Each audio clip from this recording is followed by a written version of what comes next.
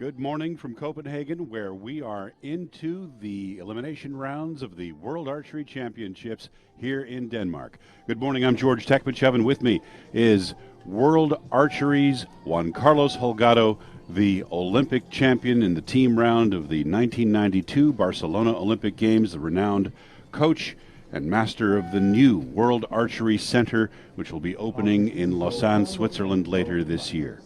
We're really pleased to be here with you this morning, and we've got the individual matches starting with the recurve women.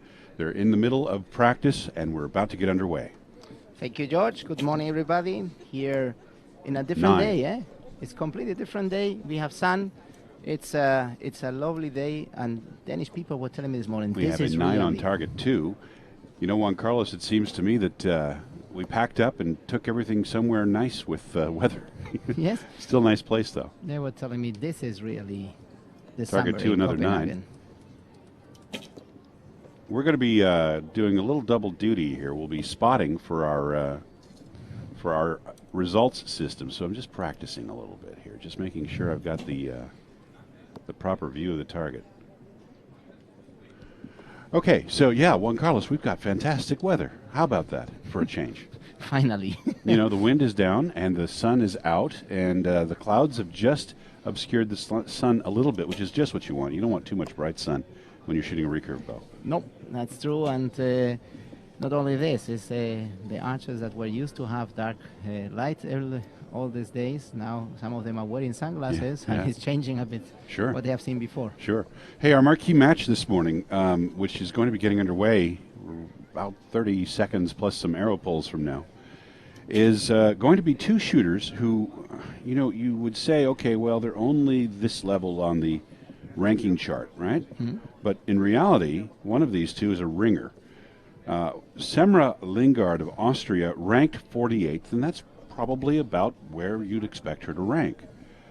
Number 64, though, her opponent for this match, is Lisa Unruh.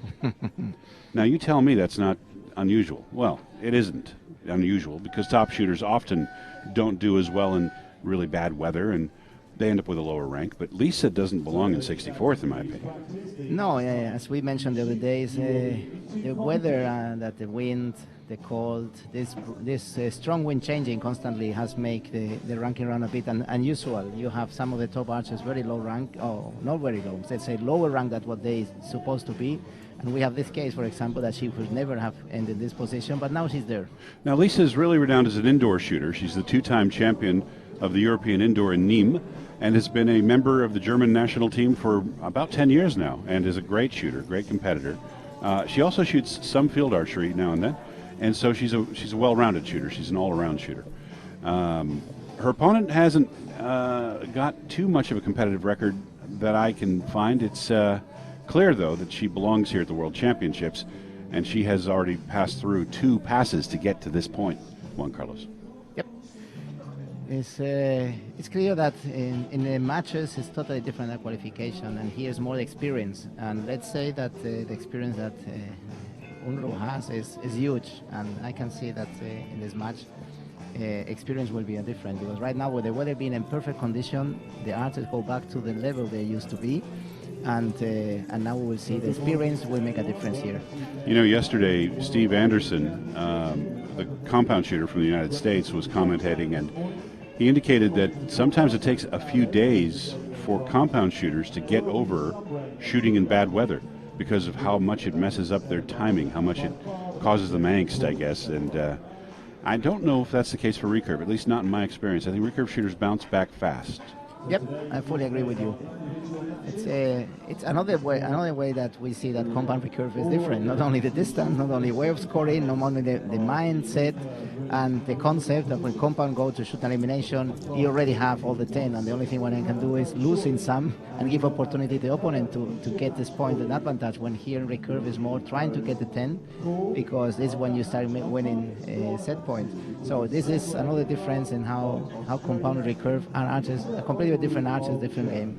Yeah, it's really hard to overstate that differentiation. It's really a very different, both mentally and physically, a different sport, which is great because we can all come to one place and have our separate competition, have 2 separate sports mutual respect, and I think this is just a great showpiece for our sport. Let's look at like in a marketing point of view. If you want to sell a car, you don't sell two models that are more or less the same, and the only thing that changes the wheels.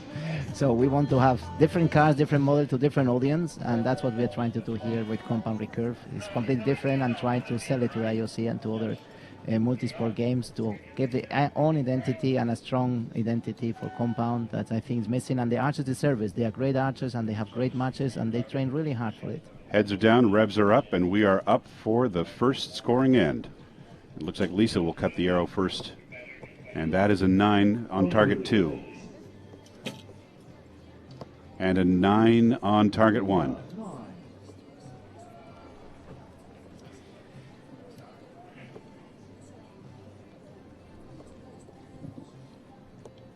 Australia's Miss Lingard versus Lisa Unruh of Germany.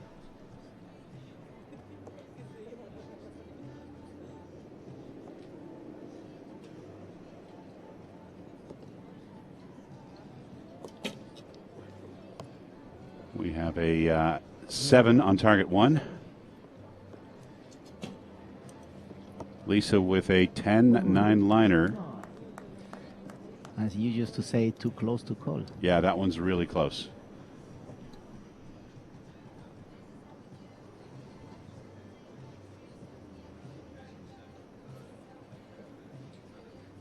No wind at all right now, Juan Carlos. Yes. Okay, Lisa finishing strong and fast. Her total is that liner that we mentioned earlier, a 9 and then an 8. So her last arrow is an 8. Her last arrow is an 8 on target number 2. And that is a 6-7. That's hurt. And we come back that what we are doing here, we have recurve archery, recurve woman, 116 elimination. Today is the day that, depending what's happening in this and next elimination, they will get some quota places, those countries that have not get the quota already in the team. And here we have the roll call that we did yesterday, George. You missed this part. And we have India, Cash in Pocket. Welcome, good morning. And we have Dave from Eyes of Man. Oh, these are the folks who are watching on the internet and have logged in. Yesterday we make a roll call to see how many countries we have. It was 25. And how now cool we are is that? going. And you will see now our audience start saying from where are they from. And we make a little roll call which connect us with the audience, and they can make question what is happening here and behind the scenes. I'm waiting to see the first person who caught the fact that I accidentally called Ms. Lingard from Austria instead of Australia. We'll see if that happens. Let's see. Hey, you're not supposed to mention your mistakes, though. No, it was my mistake, by the way. That's Not correct. yours. And now the audience is very sharp, and they catch it. They You know, correct us. They I don't have much practice doing this anymore.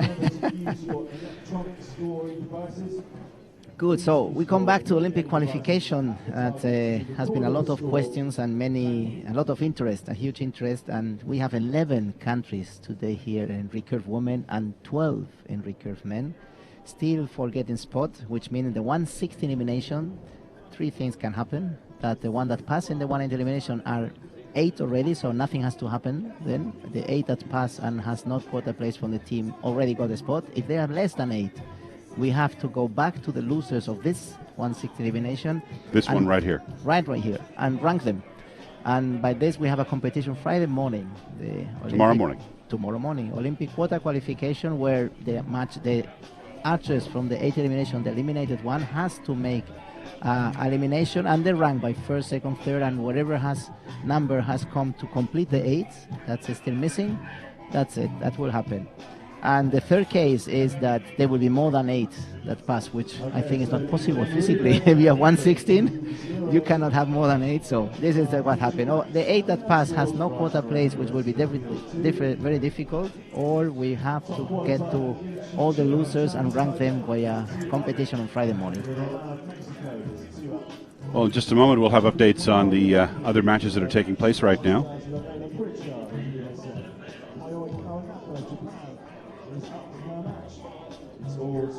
So it's a 2-0 lead for Lisa Unruh after that first set. Lin Xiexia of Chinese Taipei is leading 2-0. Ida Rahman, the Olympic champion of the the vice champion of the London Olympic Games, has a 2-0 lead. It is Deepika Kumari leading 2-0. the archer from India. American archer Lenola Pritchard now leading 2-0. Kaori Kawanaka of Japan, the Olympic bronze medal winner from the team round in London, has a 2-0 lead. It's a tie between Miss Laxmirani of India and Wu Xiaxing of China. That 2-0 lead for Christine Esabua. 2-0 lead for Kang Chae-young of Korea. Kang the Destroyer, I've heard her called, although I have no idea why they call her that. We've got Veronika Marchenko leading 2-0. It is Karina Zivominskaya of Belarus now leading Katuna Lorig of the United States 2-0. Elena Richter leading 2-0. Tanya Ting with a 2-0 lead. Also with 2-0 leads, Katuna Naramanitsi, Carla Hinojosa of Mexico, and Tuyana Dashidorzieva of Russia.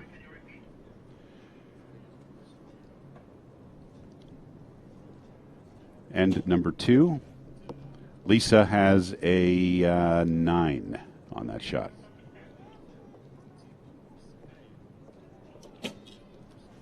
And our archer on target 1 from Australia has an 8. 8 points.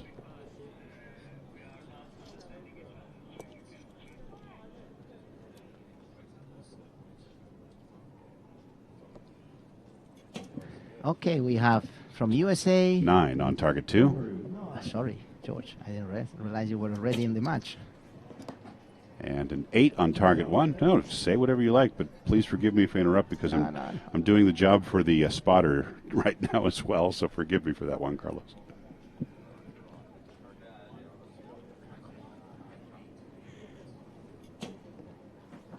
Okay, there's a 9 for Lisa. And one more shot to decide this set, and it's a 10. Nice shot. So Lisa's still prevailing now. She's leading 4-2, Juan Carlos, or 4-0 rather. Excuse me. That's solid shooting from Lisa.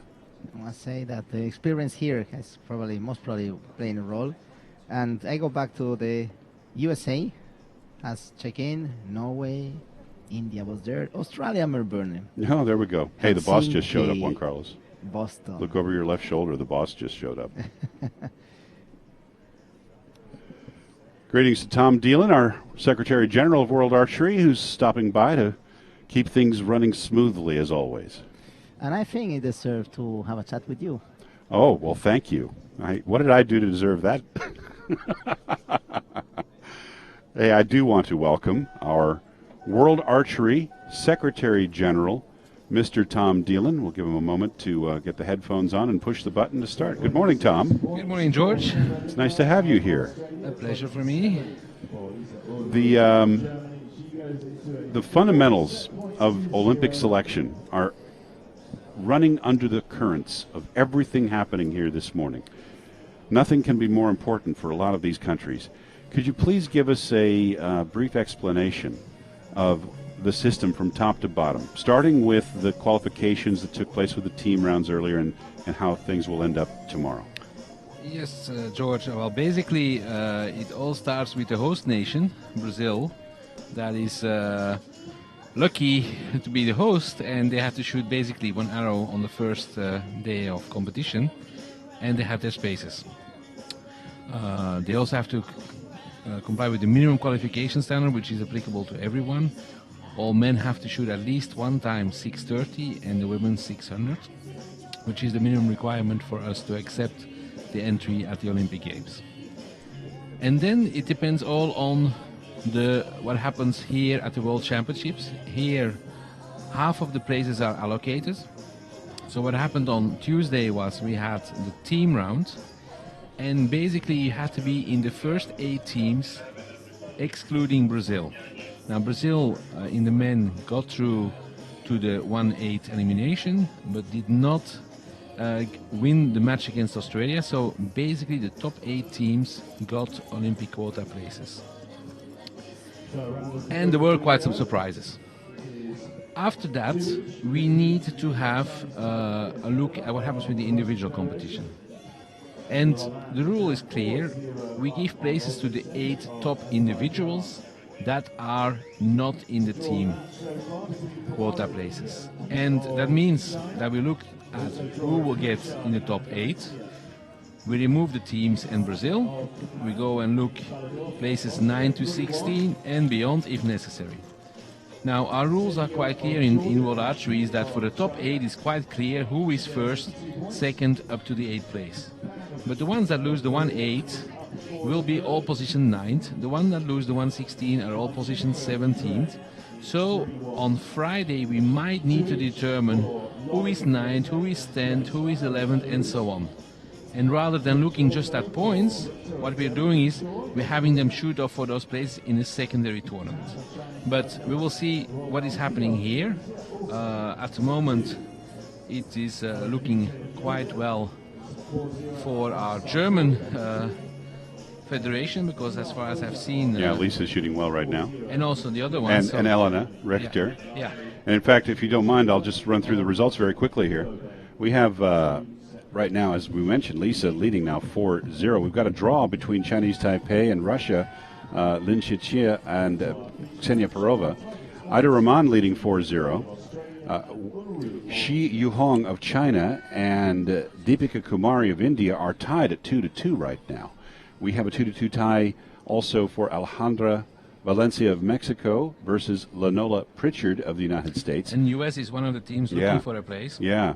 So, and Japan is not, though, right? Kaori Japan Kawanaka already qualified. Right, the women Yeah. did. Kaori Kawanaka leading 3-1 over Laurence Baldov of Austria. And let's see, Laxmirani Maji of India leading 3-1 over her opponent from China. Now both India and China are in. Both are in, yes. So that doesn't affect the outcome for tomorrow. Christina Esabua of Georgia is tied right now. Tied right now with Zhu Zhuman of China. Kang Chae-young. Both of them's also already qualified. Yeah, and the Koreans who are also qualified. Kang Chae-young leading 4-0 over her opponent from Belarus. From Poland. Now, Veronika Marchenko of Ukraine leading 3-1 over Yuan Shuqi of Chinese Taipei. Chinese Taipei was shocking.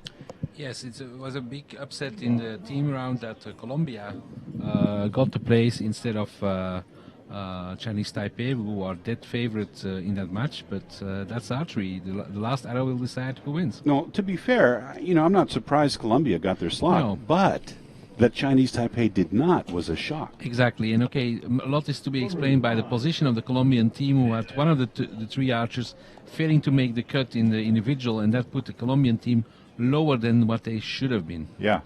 So clearly that was an anomaly that did not play out well for the team from Chinese Taipei, because they had the misfortune of not winning in that match. And they're fairly evenly matched in other circumstances, but I think there was pressure on both sides. Definitely. And it seems that Germany is in a very good position to claim a spot because they have won without too much doubt the match on the show range. Dominant victory from Lisa Unruh, and I'm pretty sure, just checking the other match for Germany, which is Elena Richter on target number 16. Her opponent is on, they're both on 16 at the moment, so I can't tell you by looking which one won, but Elena was in a 4-0 advantage. And I think, for instance, what is interesting is for the opponent of Lisa, it would be good that the other Germans win as well, because the more Germans go through in this round, the more chances there is for the ones who lost this round to shoot the secondary tournament on Friday. So, in a certain sense, the Australian is cheering for the two other Germans now. Sure. I can't tell you, by the way, what happened on 16, because both women are shooting orange knocks and white veins. Yeah, so I can't tell you who's who. And some of the people listening might wonder, what is there for the ones that don't qualify today? So basically, after this tournament, there will be 5 continental qualifiers. Those qualifiers will take place between now and May next year. The first one will be the Asian qualifier, which will be held in Bangkok in November. Then we will go in January to Africa, to Windhoek in Namibia, where there will be also 3 places.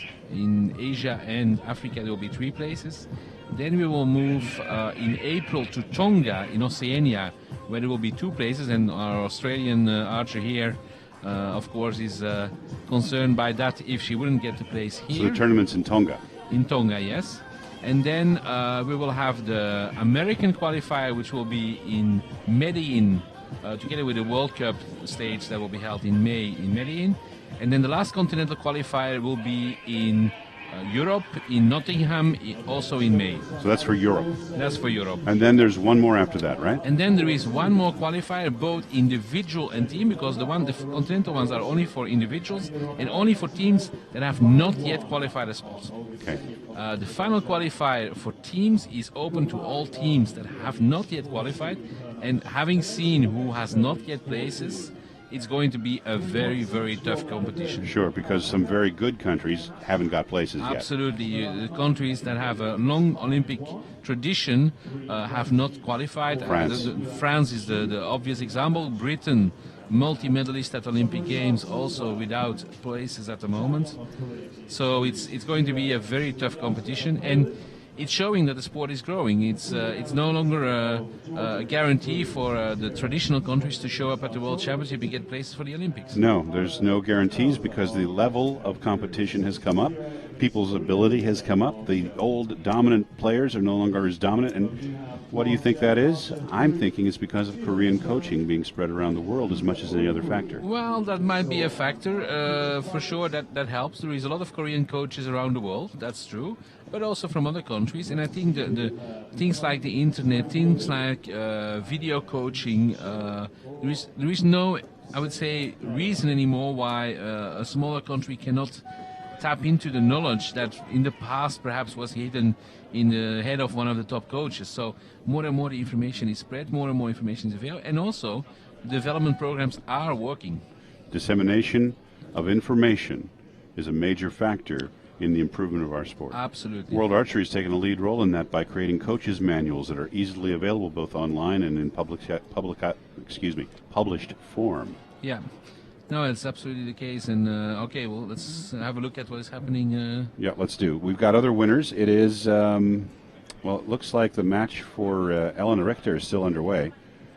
And in fact, this is now showing that Choi Misun of Korea and Elena Richter, it's a 4-2 lead for Miss Choi. Elena came back on that last set. Just running through the results, we've also got a victory for Miss Kang of Korea with a 6-0 win. The newcomer of the Mexican team, Carla Hinojosa, who I understand from Steve Anderson is a very hard-working shooter. Of course she is, or she wouldn't be here. She won 6-0. And Katuna Naramanitsi of Georgia has defeated Gwendolina Sartori of Italy. Yeah, and that I would say will put Italy in a difficult position. They will have to go through the secondary tournament to get their women's spot because that was the only Italian left, and that's also a major upset. A big blow for the Italian team. Absolutely, and it was amazing. Natalia Valieva, who has been so dominant in Olympic qualifiers, in all Olympic qualifiers that ever existed, she always secured a spot for Italy, or individual or by team. And this time, she's empty-handed. She lost in the previous round, and it will be interesting to see if she will continue. By contrast, the Italian men have had success, but boy, it was by the skin of their teeth. Yeah, Italy was unbelievable what they've done because when we did a simulation on what the test event, what the set system would do if we would have taken the Olympic results where they won with the old cumulative system, it was clear that they would have had a shoot-off in every round in the London Olympic Games. And what happens here, they win every match in the shoot-off. And the second shoot-off was really amazing because they had the same score. The first arrow was the same distance, the second arrow was at the same distance, and then the third was a fraction of a millimeter closer. Yeah, just so amazing. It's you can't put it tighter. You might expect that maybe in compound, but I've never seen it in recurve before. No, it's really amazing, and it's showing really that they have mastered what archery is really about, and that is shooting a 10 when you really need it. Yep, they're tenacious, they're tough, they're experienced, and they're a very solid team. Mr. Di Pasquale is the young guy on the team, right? Exactly, and he's definitely a good addition to the team and shows what the future of Italy looks like. Yeah, well, it's good that they've got one because without the depth of new guys like David coming up, guys who are still strong but getting a little older like Michele, where do you go from there? Yeah, no, France and I might think be running into a little of that right now. well, it's difficult to say. Like France, they have a very large number of archers, and I regularly see results of tournaments in France, and they have the depth, but it seems there is a barrier for some to get into the national team, and we hope that after the results here, there will be some discussion and an analysis done on why didn't it work. It's clear that it's not normal that our strongest country, our biggest country, is at the moment looking at not going to the Rio Games. This is not good for that country, and we really need to see what we can do to help them and see what can be done. Because it's not positive for the country with more than 100,000 now, right? Well, they're around. They're going to probably break 80,000 soon, and but it's a country that has already won several medals in the Olympic Games. Sure. Barcelona, Beijing, and even if we could go a little bit further back down to the early starts of the Olympics, a lot of medals there as well. But it's a country with a lot of tradition and with a lot of archers, and also a lot of facilities for archery, which is why. One of the reasons why there's such a great infrastructure of archery in France is because a lot of municipalities have a place to shoot.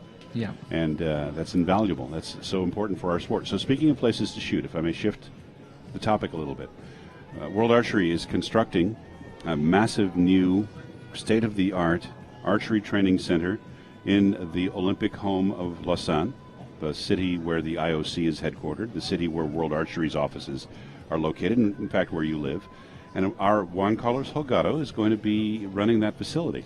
Yes, it's something. It's a dream of our honorary president, Mr. Jim Easton, and the first discussion took place already in 2008 when we had the World Cup final in Lausanne the first time. And from that discussion and from that idea, we have been looking at how we can make that dream come true, and it's been not easy because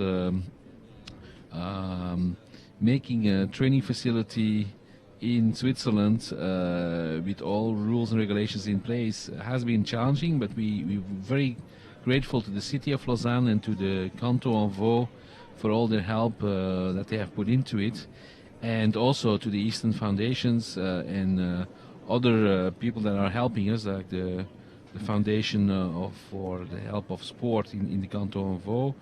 And it's start now to come to reality. We are, I would say, finishing the big works on the building. Walls are up. Walls are up. Actually, the thing that is going to be put on very soon is a roof, and that gives it, I would say, a really concrete feeling. I've been to the building last week.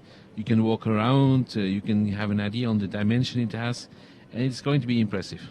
That sounds like a wonderful opportunity, not just for people in Europe, but from all over the world. Exactly. To get world-class coaching. Exactly. The idea is really to become the hub for, first of all, training of coaches, because if our sport wants to develop, we need to have top-level coaches, and that is still the biggest problem in many countries.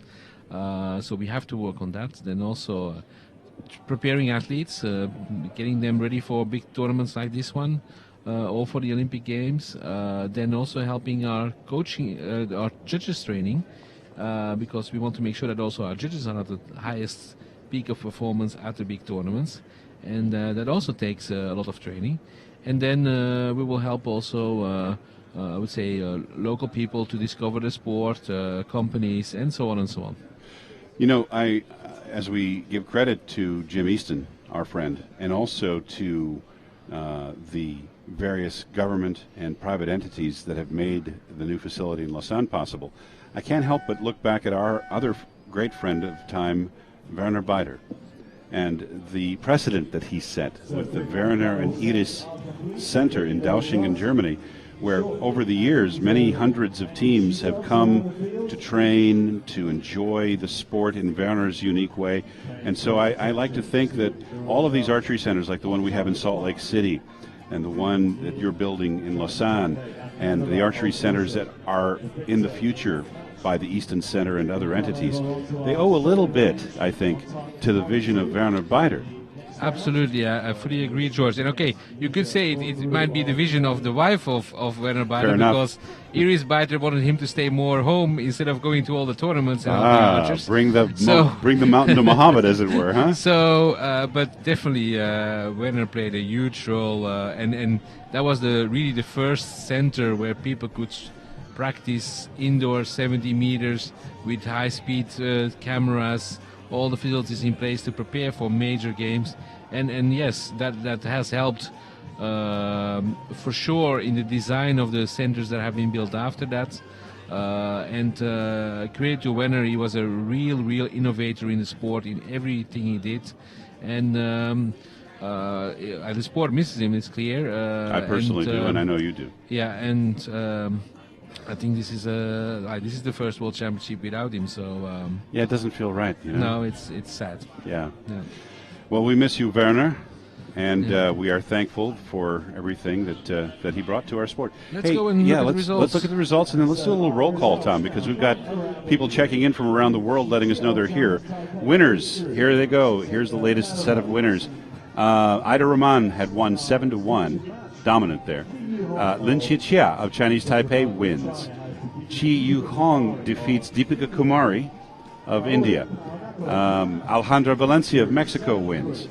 Victory for Kaori Kawanaka of Japan, and that is a defeat for Austria's Laurence Baldoff. It's victory for Laxmirani Maiji of India. Victory for Christine Esabua of Georgia. So Georgia not doing too badly here, because Christine's win, and let me just double check this. Yeah, Christine has a solid win there, 7-3. Victory for Miss Kang of Korea. We have a shoot-off. It's going to be Miss Yuan Shu-Chi of Chinese Taipei versus Veronika Marchenko of Ukraine. That's going to be on target 14. And right next to it, another shoot-off. Katuna Lorig of the United States faces Karina Zolminskaya of Belarus. And those are critical matches for the Olympic qualification, so let's see if we can so it's up to Katuna to... if Katuna wins, US is, I would say, clearly in. But if she doesn't, then she might have to go through the cruises back, because I think the other US that was shooting... Lanola. Lanola, what did she do? I'm checking.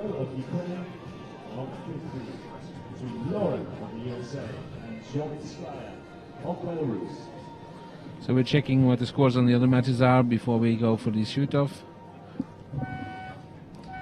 The shoot-off is going to take place now. So George, let's go straight on the... Lanola lost. So Katuna's arrow will be very important for the US. Katuna on target 15, and if you don't mind seeing if you can see Katuna at full draw, Tom. Yes, she is. Okay, let's see if I can call this. She shot. That arrow is a 10, and the other arrow is a 7. Katuna won. So Katuna, so that should mean that US has a spot. Good. Yeah. For them. So we'll soon get the information from our results team on what that all means for the Olympic qualification. The other shoot-off was decided by a 10 to 8 rather, and I'm pretty sure it was Yuan Shu-Chi, because Miss Yuan uses blue veins, and I see blue veins in the 10 ring. We'll see if I'm right about that as they walk down there. Every time. Katuna, if she makes to the Olympics, that would be also a great story, because she shot for 3 different NOCs at the Olympics. She's one of the... Yeah, well, the Americans will still have a trials process, of Absolutely, course. And first of all, they will still try to get that team position in Antalya next year. Oh, guess what? Yuan Shu-Chi did not shoot the winning arrow on that one, Tom. Her opponent did. From Ukraine. Okay, so that's good news for Ukraine as well. Veronika Marchenko has won that shoot-off, I believe. And, yeah, pretty sure that's Veronika Marchenko. Yep, no doubt. So what will now be critical is to see how many countries passed. We're looking at 8 countries, that's what it's all about. So if there's 8 countries that passed, then there will be no secondary tournament on this round, could be on the next round. So we'll have to wait and see all the results to see what is happening with that. I'm confirming for you, Katuna did win. So looking very good for US and Ukraine, which Yeah. are two countries that you would expect to be at the Olympics, of course. It's a little bit of redemption for Katuna because she had a little difficulty in the qualifying in the Well, she continental started qualifier. brilliantly. No, I mean last time at the Oh, yes, yeah. the London cycle. Yeah, but here as well, Katuna started brilliantly, continuing from her gold medal performance of the Paralympic Games, and then seemed to have run out of steam in the second half of the qualification round. Yeah, And she's shooting a lot of weight. She's shooting 51 pounds, which is more than the 90th percentile of the men here. She's in obviously great shape.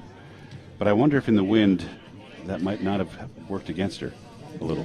Yeah, in wind you should think that the heavyweight bows would have an advantage, but like you say, you have to control it all 72 arrows and not just the first one, and that could be an explanation. I haven't talked with her about it, but okay. Now she's back on track and qualified for the 1/8, so looking good for her. Yes, indeed.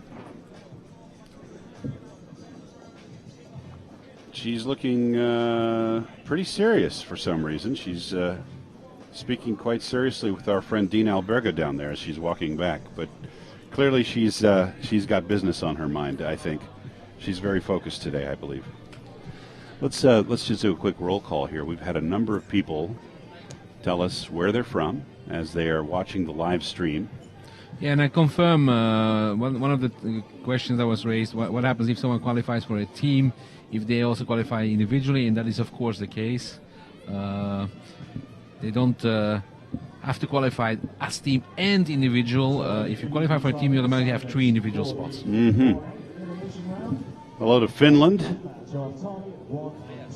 Greetings to, let's see here, the United States of America.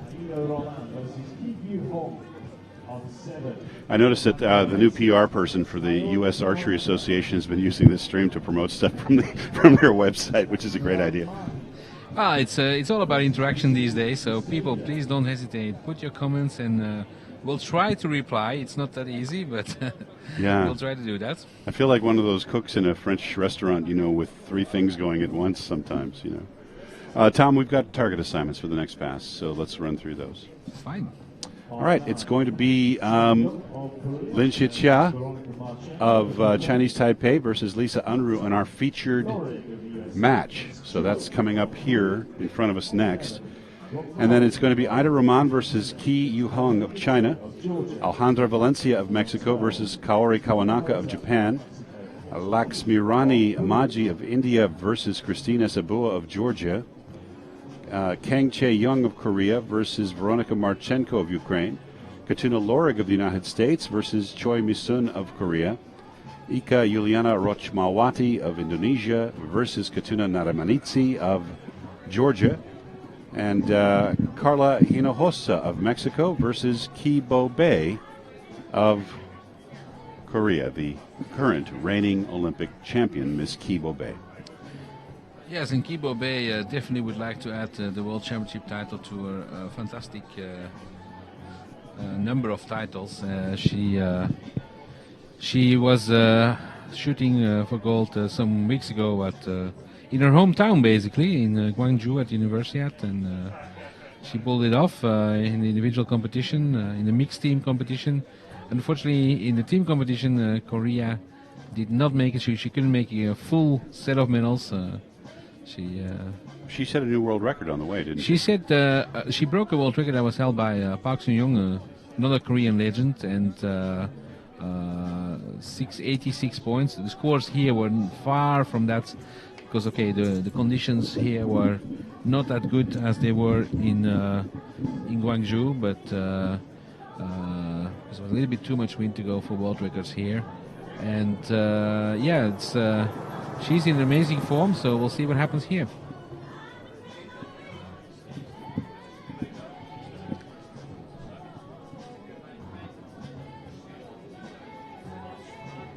Field crew is doing a great job at this tournament, and they have reset the field for the next pass. Yeah, very much congratulations, and a big thank you from all the archers on the field to the more than 200 volunteers that keep the competition running. So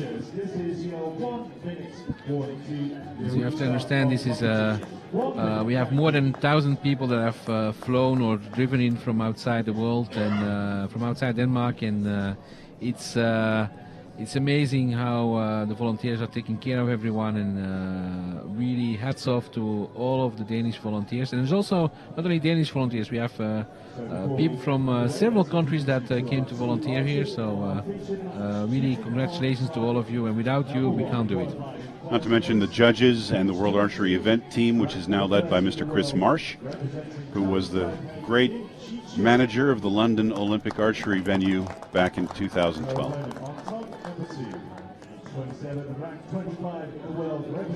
Okay, targets 1 and 2. We've got Lisa Unruh, and now her opponent is going to be the tough and the capable Lin Chia of Chinese Taipei, who's actually, Tom, not the #1 Chinese Taipei shooter, but she's here, and she's absolutely looking to do as much as she can after the, quite frankly, shocking defeat of the Chinese Taipei women. Yeah, exactly, and our teammate Tanya Ting has been often also on top of the ranking. Exactly. Chinese Taipei is really a stronghold in archery. Yuan Shuqi has been a top shooter for 12 years now. There's a 10 to start the match for Miss Lin, and a 10 X-ring for Lisa.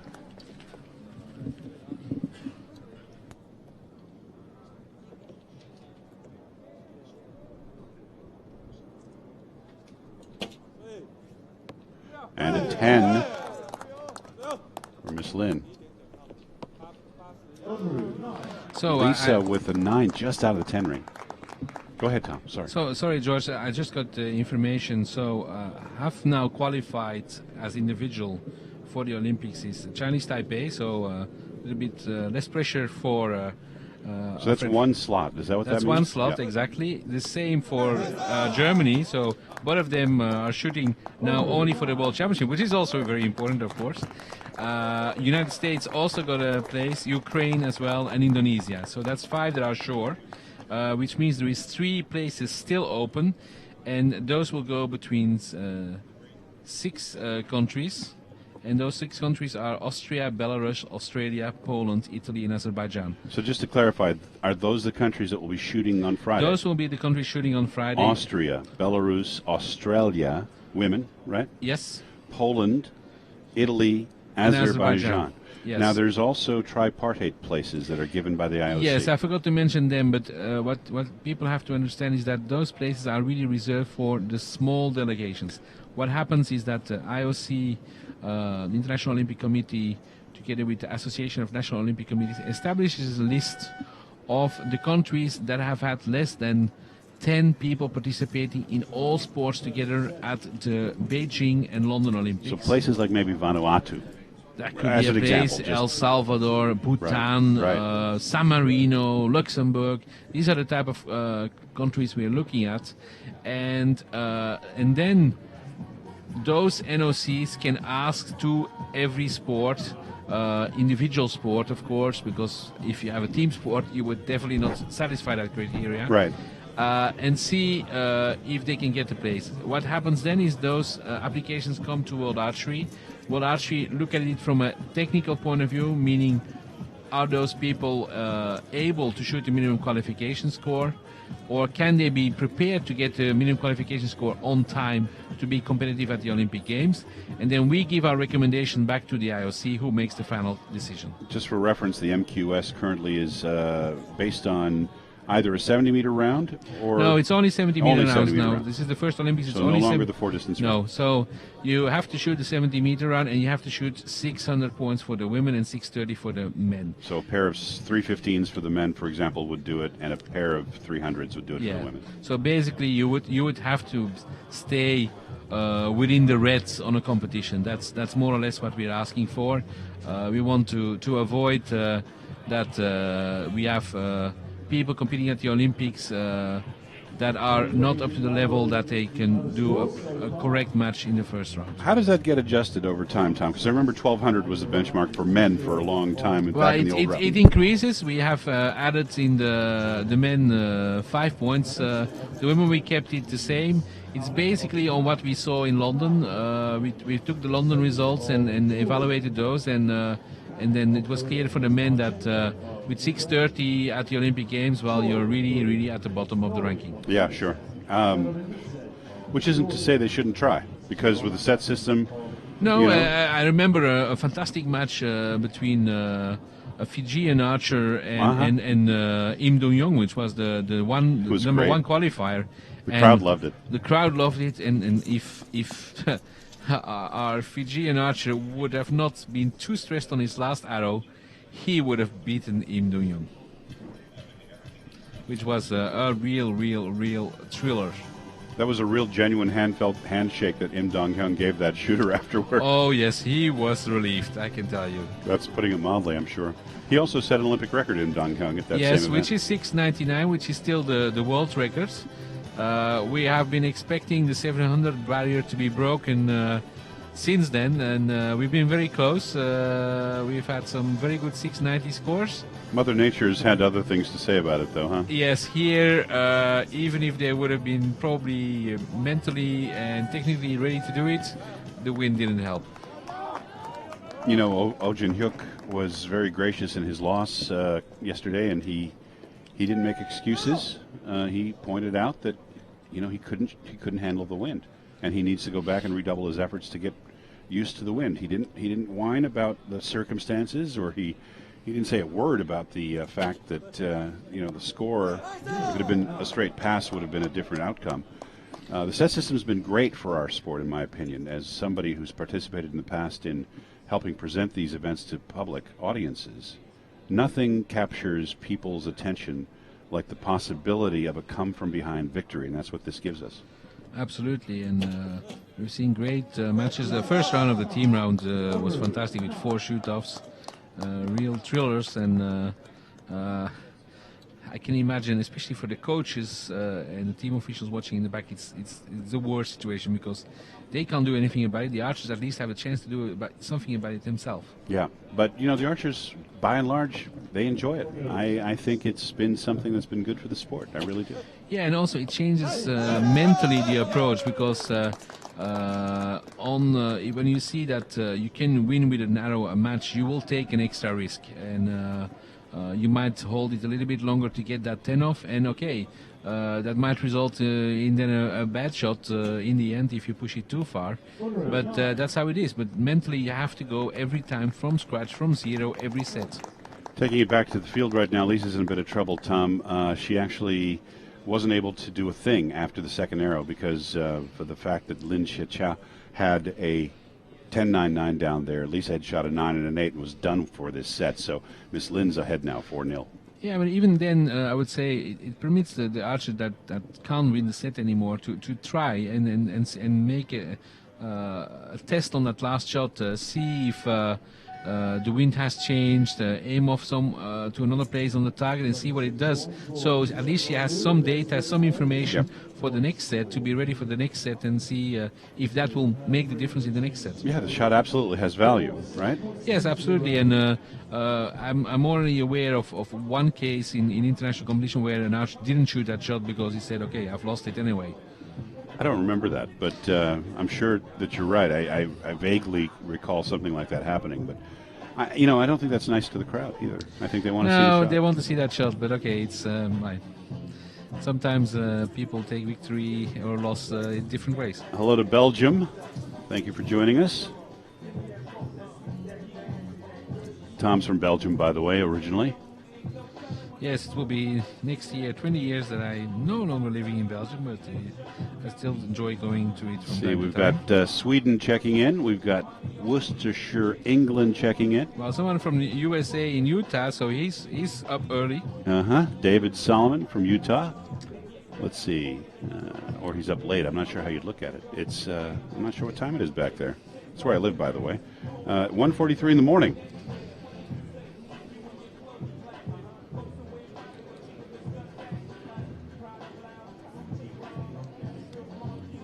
I know we had a roll call earlier. A lot of stuff is scrolled by in between.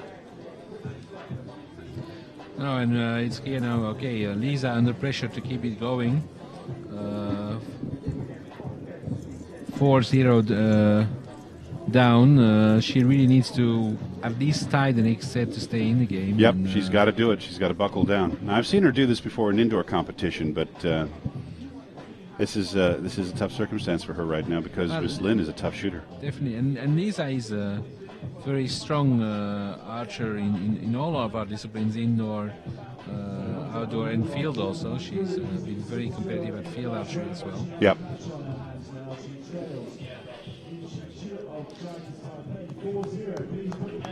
What is interesting as well, none of you noticed that on Lisa's bow, she configured her stabilizer a little bit different than other archers competing here.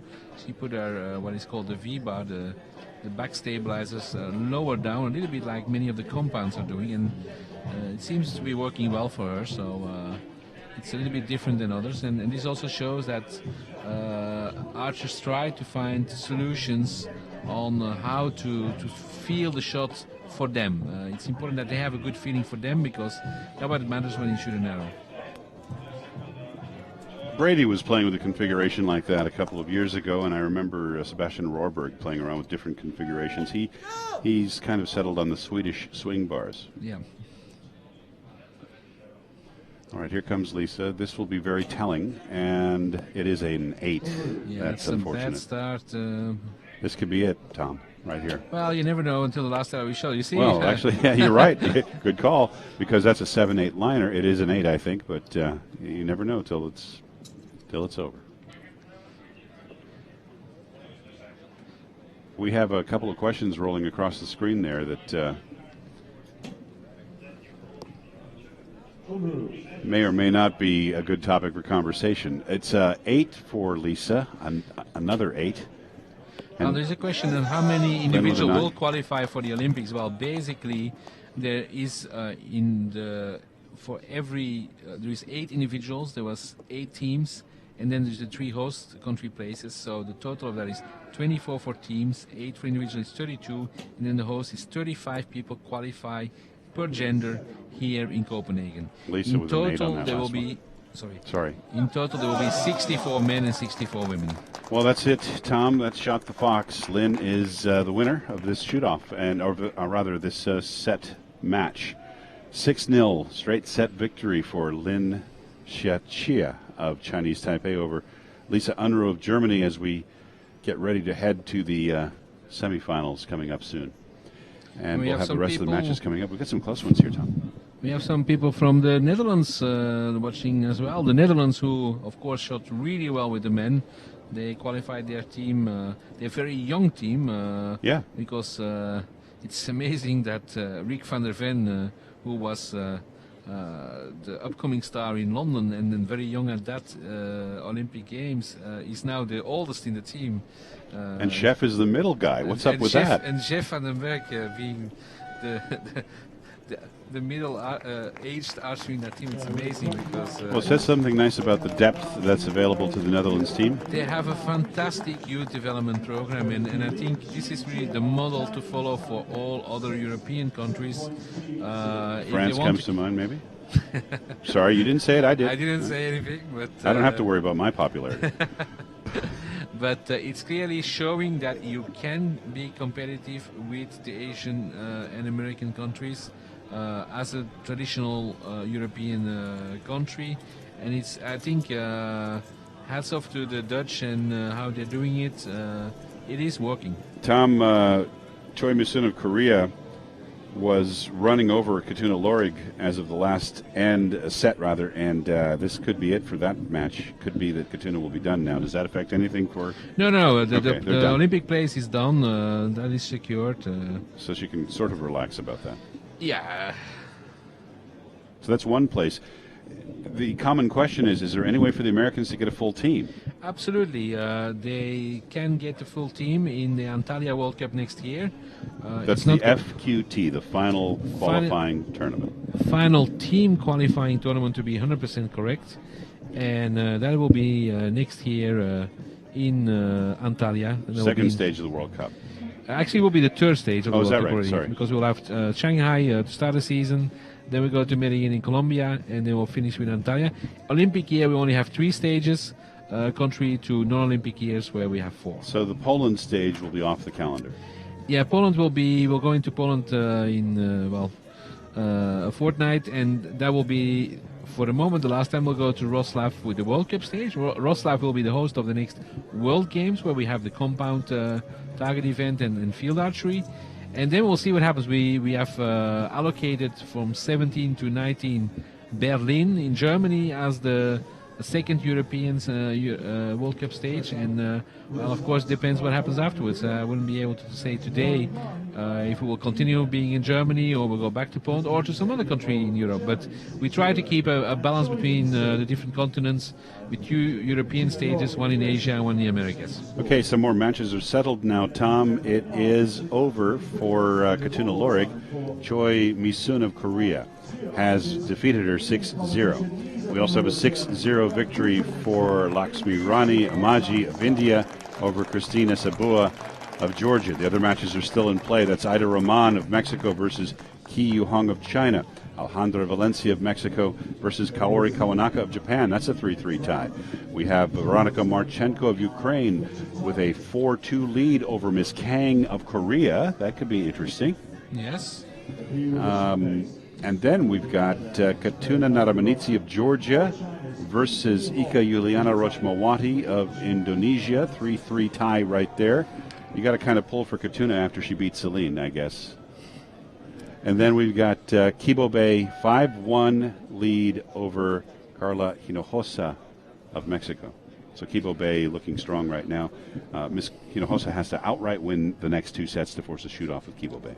Yeah, but could happen. Yes, indeed. George, I'm sorry I will have to go. And well, it's been a real pleasure having you here, Tom, and I hope you can join us again before this is all done. Okay. Because you've really illuminated the situation for the Olympic countries. Let me just get you one more time to tell us who is in. Well, who's with in one is place. With one place, Chinese Taipei. These are the women. The women, yes. So recap for women, Chinese Taipei, US, Ukraine, Indonesia, and Germany. Right. And we still have 3 spots to give to either Austria, Belarus, Australia, Poland, Italy, and Azerbaijan. And that'll be tomorrow. And that will be tomorrow, indeed. And that will have also a major impact, of course, on the continental qualifiers. Because, for instance, if Australia wins that spot, that completely changes what will happen in the Oceania qualifier. The same also for Italy. And I have actually now the brackets. And so it's looking very, very good for Italy and Poland because they have to win basically 1 match to get it. Azerbaijan will shoot against Australia in the first round, and Belarus against Austria in the first round, and then those winners will shoot against Italy and Poland. So we're looking very, very good for Italy and Poland, and more challenging for the other 2 countries. Tom Dillon, busy man, really appreciate you taking the time to speak with us and our audience around the world. Juan Carlos Holgado will be back to join us in just a few moments. I'm George Tekmitchov. We're here live at the World Championships in Copenhagen, where at the moment we have completed the 1/16th elimination round as we head toward the quarter and semifinals. And we're back with Juan Carlos Holgado, another super hard-working guy, Mr. Multitasking. How many hats do you wear?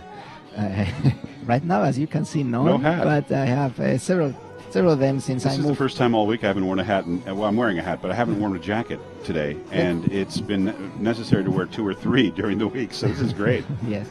Let's say that since I left the responsibility to run events in World Archery and more involved in the World Archery Excellence Center we are building in Lausanne, which is a worldwide center for archery, for help our members and our sport, and more involved in development, I have been a bit more relaxed on this hat things, but I got less hats and more projects, so I don't know what it's worth.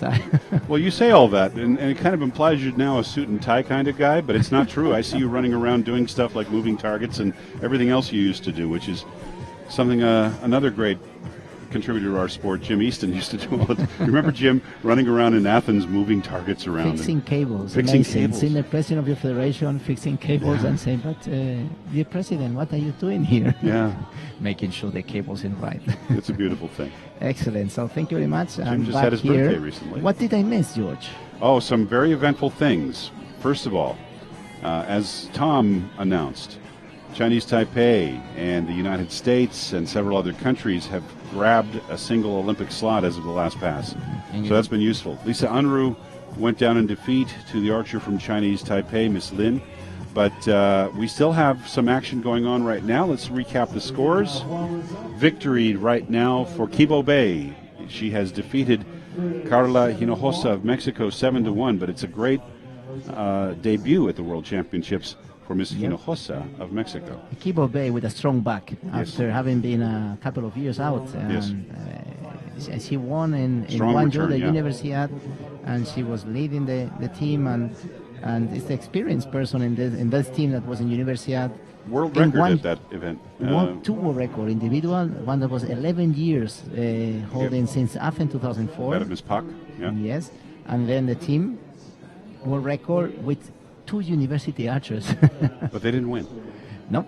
Not in the team round. That was a big surprise. They make world record, but then they were eliminated. I think it was a Chinese Taipei, if I don't remember wrong. Yeah, I think you're right. And, that's why it's such a shock Chinese Taipei didn't outright take their team slot for the women here. It's as we mentioned yesterday, the set system for teams is going very fast. It's really short, maybe, we could say. The idea to have only 4 sets was to not make it longer than the old format, and TV, especially Olympic Games, asked to not make the format longer. But we have to think a little bit if it's probably too short or it's too uncertain. Even Korea was worried for that. But we can see now that this is shoot-off. 4 matches that were at 5-3. So that's the status. We've got one last regulation set here. It's one more set. It's not shoot-off, sorry. Right. That's a problem when you leave the position. No, it's okay. You are out of the game. Don't worry, I'll make up more than enough mistakes to hide whatever you're doing. It's all good, Juan Carlos. So basically we've got 1, 2, 3, 4 matches going on right now that are at 5-3. Ida Roman has the advantage. So does her teammate Alejandra Valencia. And by the way, they're in separate brackets, so that's good for the Mexican team. That's good placement. We've got... if they pass. Yes, indeed, of course, naturally, right? Veronika Marchenko of Ukraine was ahead 5-3 over Miss Kang of Korea. So that would be a bit of an upset if that were to go that way. And then we've got Katuna Naramanitsi was up 5-3 against Miss Rochmawati of Indonesia. So at this point, we are seeing whether we'll have winners at 7 points or we'll have shoot-offs as we're about to settle this regulation play. We're going to do another quick roll call here as soon as we have a chance to flip through the comments. And I'm going to get Juan Carlos when he has a moment. Yes. Juan Carlos is the multitasker of multitaskers. He's fixing a camera right now. He's moving cables around. And now he's scrolling through the comments to find a question that we might be able to answer. One of the questions was what is happening 1-8? What is coming now? When we finish this, which is the one quarterfinal? This is, quarterfinal. So 1, we have 2, 3, 4, 5, 6, 7, 8. This is the round of 16. It's the 1/8. It's the 1/8 elimination round. Okay. So, that's a What's good question. Happened Then we have the quarterfinals. And after that? After that, the semifinals. And then we go to men. And then we have the men showing up here because we saved the best for last. The finals are going to be on Sunday for the recurves. The finals is on compound Saturday compound, Sunday recurve. That's a good formula, and I'll tell you why. Because we're going to have a big crowd here for the finals for the compound in Copenhagen. Yep. If the people I expect making the finals make it, which is guys like Martin Damsbo. Okay, that's happened this afternoon. Okay. Good. We'll see that, right? We don't know yet. But I bet, I'm thinking. So right now what is happening, to answer Helder's say key, is that we have the 1/8 finals, 1/8 elimination round from women, recurve women. And the good news is that the spots, most of the spots for the Olympic individual spots still remaining has been given, except how many are for Friday? I think it was one. Tom say one. One more spot has to be given on Friday, which make Friday's session very exciting. No doubt about that. Leaving this World Championship with a quota place changed completely your preparation for next year. You have more fans, you start preparing and planning for the Olympic from a year in ahead. When you leave here without a quota place, you have to plan how to qualify, and the support is not the same. And The stress is much higher too, I'm sure. The stress is higher. You got with this bitter taste that you have not achieved it. You have still a chance, but it's a bit a desperate chance because you have to get it in the continental quota qualification tournament or in the Antalya, in the last qualification tournament Antalya next year in July and June. And let's give you very little time to make the mindset that now I got the place and have to prepare for Olympic in 2 months, a month and a half. Yep. We'll see in a moment here if there's any shoot-offs required to decide these matches. It looks like a couple of them have been decided through set play here, but in a moment we're going to see about the results. Yes, the archers are... Okay, we do have another shoot-off. It's Alejandra Valencia versus Kaori Kawanaka. Alejandra Valencia was disappointed at the London Olympic Games. Yes. Kaori Kawanaka was thrilled at the London Olympic Games. She won a bronze medal for Japan in the team round. And imagine you have the other 2 members of your team getting medals, and you have trained with them, and probably you know that you could have done it as well. And getting kicked out in Olympic Games, and then seeing that your teammates make a medal, of course, it's a great satisfaction. You're very happy for them and for the work, but then Heaven make you hell. think like, I trained with them and I beat them quite often, so why could not be me? She was disappointed. She was, I'm sure. And very gracious and very happy for her team, but you could tell that she was hurt. She was hurt, you know. She was crying at a certain point. But who wouldn't? I think I would. Yes, Olympic is something different. We talk this very often in our conversation. The World Championship, let's say, is the toughest one in terms of level of the competition. But the Olympic Games is tougher, not because of level, it's because all what is around. The recognition, the media attention, history. The history. World champion, you are world champion, and then in 2 years you have another one. But Olympic champion, you are forever. And this Olympic spirit, Olympic glory is something unique and different. And if you don't get it in the games and you make bad games, you are suffering. And some archers need a couple of years to come back and recover, because in the mood is always this deep thing like, I was better but in the games and I didn't perform there. And this is carrying on in your career. The one that find a way to manage it, come back to the next games and come stronger and get better prepared. The one that suffer is something is deep there. Here comes the shoot-off. Kaori Kawanaka is on the right side, and Alejandra Valencia is on the left side. And let's see if we can see who shoots first. Looks like it's going to be Kaori shooting first, I think. Yes, she drove first. Alejandra's coming know now. Who shoots first, and I'll spot. I tell you, she shot. And it's a 9, just out of the 10. Alejandra went down.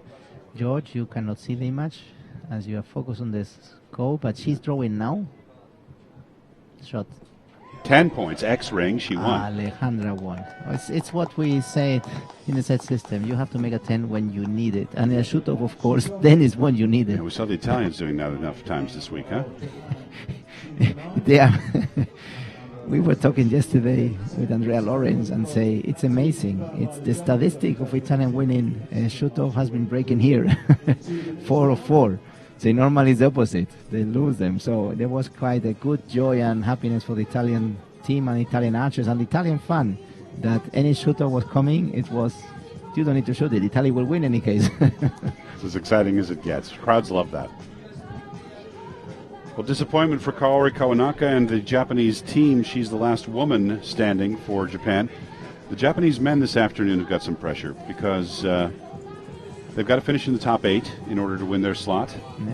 And I was talking to my good friend, our good friend, Mr. Furukawa. He's confident. He's feeling good about things, and hopefully he'll be able to pull that out for Japan. Otherwise, they're just under as much pressure as anybody. Especially because they did good Olympic in London, and the expectation is high. Well, and you know that not just that, but with the upcoming Tokyo Olympics, the amount of media attention to the games and to the teams. Totally right. You know this, the Prime Minister of Japan used to be head of the Archery Federation, Is still And the honorary. He is the honorary president of the Archery Federation, and he was a university archer himself. Wow, He I was didn't- an archer I didn't in know that one. university, yes. So, and I met him some time ago at a tournament in Japan. He came to watch the tournament, which is, It's how many fantastic. heads of state come to watch a tournament? I thought that was great. It is great. And he was a nice guy, speaks really good English, and we talked about archery. We talked about, he actually got in trouble one time for having his equipment in his room, in the university, in the dorm room. When he visited United States? No, he was. I It's a visited him. joke. I see. Yeah, you're thinking of what happened in Ogden, aren't you? There's a backstory there which we don't need to get into.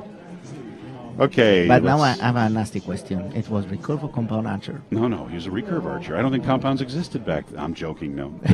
No, but there was no recurve in world archery. Or compound, excuse me. And, you and I have talked about this before. Japan is not big on compound. It's not big, but the few that are there are Very good. Yeah, They're very good. Yuta Yamamoto is the best archer in compound archer in Japan right now. But I go to Japan a lot, as you know, and I teach at universities in Japan quite a bit. Do a lot of coaching over there, and I know one person in university that shoots a compound. Everybody else shoots a recurve. One Seriously, person. yeah, just one. At Doshisa in So Kyoto. is the person, is the archer Yeah, compound. there are others, I have no doubt, I'm sure. And Philip will probably get on here in a little while and correct me, but they're rare, is what I'm trying to say. And the reason is because there's no real structure for them, there's no infrastructure. They limit the number that can shoot at the nationals. Very, very low number can participate. Good. We can come back to a bit of archery here on the field, not around the world, and we see the stretch in the warm-up of Lin Xinxia from Chinese Taipei. Strong archers has been performing very well in this World Championship. Target assignments are here when you want them. And Whenever you're ready. let's go against Ida Roman, and the floor is yours. All right, sir. It's Lin Xinxia of Chinese Taipei versus Ida Rahman, as you just mentioned, Juan Carlos. Alejandra Valencia, fresh off her victory just now against Kaori Kawanaka, is on target 7. On target 8, it's Lakshmi Rani Maji of India. Target 9 will be Veronika Marchenko of Ukraine versus Choi Mi-sun of Korea. Katuna Naramanitsi of Georgia will be on 11, and her opponent will be Kibo Bay on target number 12. So this means that since the Koreans are going to be coming up against each other in the semi-final, potentially if they win, right? Only One. shooting for the gold medal. No pressure there. So Ida is on fire. She was not happy to not get the quota by teams, Yeah. and she really is fighting. She's a fighter, you know. this. Can I She's- tell you something though? Of course. But now that nobody listens, yes. tell Yeah, me. nobody's listening, so it's a secret between you and me. Natalie almost beat her. Yes. Natalie had her chance, right? She came within Natalie Dillon millimeters. from Switzerland. Yeah. She shot pretty good this match, and proved that if you are shooting good in the set system, you can make it. It was just a matter of millimeters. Ida was maybe not nervous because she was shooting against Natalie, just not her normal confident self that morning. And Natalie was shooting really confidently. She had one arrow that wasn't good. All her other arrows were really solid, and it's just a matter of millimeters. So it could have been a different story. Let's say that Natalie and Ida, they know very well. And Ida has been in Lausanne several times, and they have been in the circuit together. And of course, Ida know that Natalie even has not been ranked very much in the top. She's a tough opponent. She can put you in trouble. And at the same time, the goal to get this Olympic quota place is also running in her head. She has not the team qualified, and she want to be in these games, and she want to have the chance to win again the medal. She's silver medalist in London, a very excellent and good result. And since then, some of us were expecting, okay, after this, she will have some hard year. She has not stopped progressing. She has been keep going in the indoor world championship. She became world champion the year after, and she's in the most of the finals in any top event she goes. She has improved technically. She has improved physically. She's progressing. Tremendous work ethic. She spends a lot of time in the gym. It shows. Let's say that when I go to the gym time to time, which is not too often, and I see Ida, I go back to the room. She moved more weight than I do, which for the guests in the hotel is a bit embarrassing. Ida, very professional archer, focus in her preparation in all areas, from her image, is very active in social media, from Become quite well known in sponsors. She has Mexico. private sponsors supporting her preparation, and the physical plan, and she has a person, an expert, taking care of the programming. She's planning and programming her season. Personal coach. Personal coach at the same time. She came up to Salt Lake and worked with us for a period of days, but unfortunately the airline lost her gear. We had to build everything for her from scratch, and of course it showed up after she left to go back to Mexico. It was in Facebook, was one of the trend topics in this time on Twitter and Facebook, because she was saying, okay, I'm here, the luggage is not there, and we were making a track, worldwide track, where the luggage was, and it's true, it took a long time to get, and she got it when she was leaving. Yeah. This is one of the risks, and we advise teams always that don't come just the day before of the event, try to have one more day as safety, because it's happening more and more that luggage get lost or getting stuck in customs security, and it takes 6-7 hours, sometimes one day to come back, and it's very unfair that you arrive in the competition and you have no bow. What then is amazing is the solidarity of the rest of the archers, and they keep to put together a backup bow that they have, or a second bow, or you find a local dealer and you put together a bow to shoot, but of course it's not the same as having yours. And several years I've been traveling with my equipment to the events, and my bow has been used by 5 different archers in competition. And I remember each time they're getting back, I have to reset everything and I have to make the tuning. So let's say that my skill as archer has not improved, but I set him up at tuning the bow a lot. At least you got your stuff back. The last couple of times that I've had to loan equipment to archers so they could shoot a tournament, I didn't see the equipment again. Because they thought it was a sponsorship. I suppose so. You might be right. They say, George sponsored my equipment. So let's make sure that next event, my luggage comes one day later. I didn't mind. It's much easier for me to replace it. Steve Anderson. Thank you, Steve, for your kind comments. What are you doing that you're able to do this right now, Steve? Aren't you supposed to be in the equipment booth? Steve, yesterday when he was commenting, some of his friends were writing, you're supposed to be working, what are you doing here? Well, that's work. This is sort of work. Come on. Ooh, is that Turkish? What is that? Yes, we have. It's Turkish, correct? Mustafa, and we'll have to get somebody from the. To see if we can find somebody who can read that for us. No, Francisco. The competition of recurve don't end today. We have today the 8 quarter semifinals, and then we go to the finals on Sunday in the city. Okay, opening arrow for Miss Lynn is a 10. Ida hasn't shot yet. That's going to be a good match. Yes, indeed. Let's spend a little time on that one. Ida coming to full draw. She's holding a while here, Juan Carlos. Geez, she let down. That was probably a good choice, but no reason for her to hold. The wind is not blowing. Another 10 for Lynn, and the more Ida waits, the more pressure she's going to feel, because Lynn's going to drop 3 10s on her. Yes, but I Ida think hasn't shot yet. She wants to make sure that she has the right start, the right feeling. Yeah, maybe so, but... Okay, Ida starts with a 10. Lynn with a 10-10-9, so if Ida shoots anything outside the 10 for the next 2 arrows, she'll lose this set. See, that's pressure. That's why you want to get those shots off sooner. She can tie it or lose it. She can tie it or lose it, yeah. Win, tie, or lose. Yeah, well, she can't win it. Oh, she can. I'm sorry. Of course she can. Now she can't. Okay, now she can That's just a 9. tie. But both are solid archers. Chinese Taipei is a very good shape. They have made a good preparation because the archer arrived here in a very, very good condition. Yep. And of course, in this match, Ida has more responsibility because she has a bit more results in her career. And more responsibility means that you are more afraid to lose. Absolutely. Timing is a bit long. She used to shoot faster. And that's a 9-10 liner. No, I think it's a 9, George. Yeah, it looks that way from it's here. It's a bit low. Yep, I agree with you. I think it's about a millimeter, maybe 2 millimeters out. So doesn't look good. Hold on while I double check it. Yeah, it's out. It's definitely out. It's definitely a 9. So Yeah, I see yellow all first around set for Lin Xijia for 1 point. But at the level of these archers, it can change everything in the next one. You're a coach, and sometimes I coach, and I believe strongly that the shooter should, if their mentality allows it, get those arrows out first. Drop a dark spot in the middle of the target, make the other person wait for it, make the other person look at it. Yes, it's one of the strategy, especially now here, they can do it. There's no alternate shooting, so you can make your 3 arrows, good position, and let the other archer think or get concerned.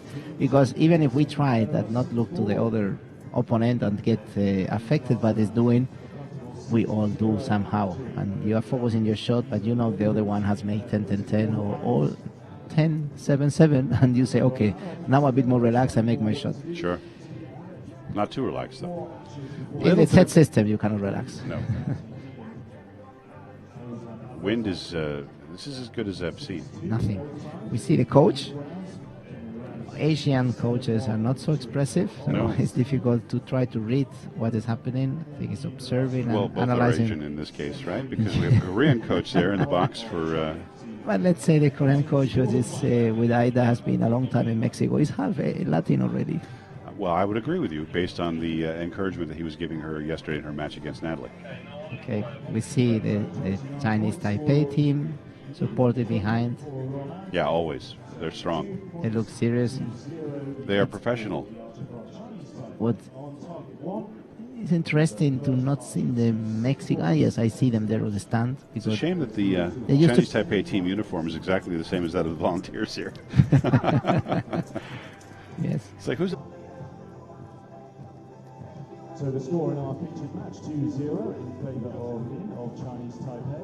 In the other quarterfinals, Valencia and Mahi are 1 set point each, and Marchenko and Choi also 1 set point each. In the other quarterfinal, Ibo Bay of Peru and Naramise of Georgia, 2 set points to 0. Again, thank you for your patience while we reset some of the technology here on the field. We will be back underway just as soon as we can, but thank you for waiting.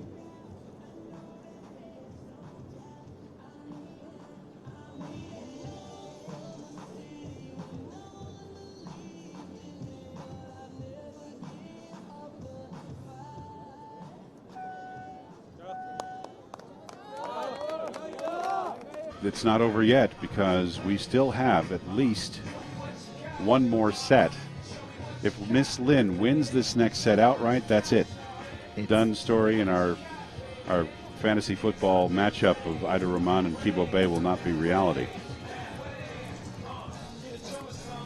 When we talk about making an 8 at 70 meters, sounds like, yeah, they fail.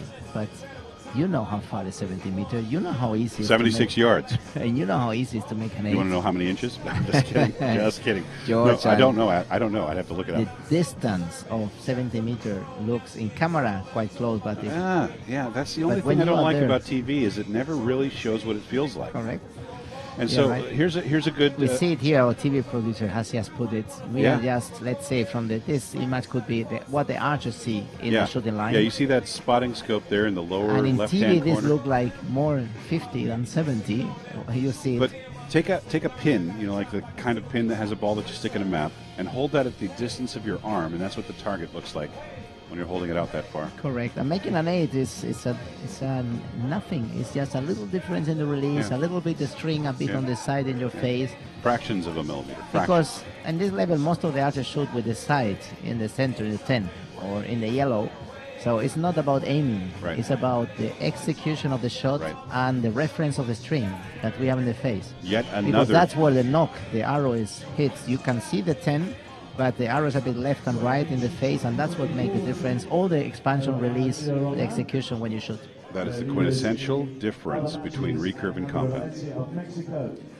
So Paul Lim is asking if there's a list of competitors somewhere on internet. Yes, please go to our website, worldarchery.org, worldarchery.org, and we can see the results and you can see the list of competitors there. Speaking of results, Yep. boy, this got interesting suddenly. Katuna Narabanidze of Georgia has a 4-2 advantage over Kibo Bay. My God. Choi Moo-sun of Korea has a 4-2 advantage over Veronika Marchenko of Ukraine. It's a 3-3 tie between Alejandra Valencia of Mexico and Laxmirani Majdi of India. They're going point by point. And Lin Chia of Chinese Taipei, as we've mentioned, has a 4-2 lead over Aida Rahman right now. Hey, this could really blow up right now in just the next set. Amazing match. Kibo Bay in trouble. Yes, no doubt. Because if Katuna holds it together and wins the next set, Katuna even if they tie, that gives Kibo Bay the huge task of trying to win 2 sets to force a shoot-off with a woman who's pretty good at shoot-offs, by the way. Yes, and Katuna, very experienced archer, many years in the circuit. She's not giving it easy for sure. Not to be trifled with the archers of Georgia. By the way, you know, Lynn the American made a 10. archer. Yep, she sure did. No, hold on. No, sorry, that's a 9. It's a 9. And there's an 8. What's up with that? 8 points. Not the best timing for an 8 from Ida. So we got a 9 on target 1. And we have a 8 on target 2. And there's a 10 from Lynn. This could be... Wow. Ida needs a 10 right now. No question, she needs a 10. If she doesn't shoot a 10, she's done. She knows it. Yep, she sure Pressure. does. She Yep. sure does. Believe me, she's done the math. Here comes the final shot for Miss. And she'll still need to do it again, by the way. A 10 just to get 1 set point. 9, she lost. Just out.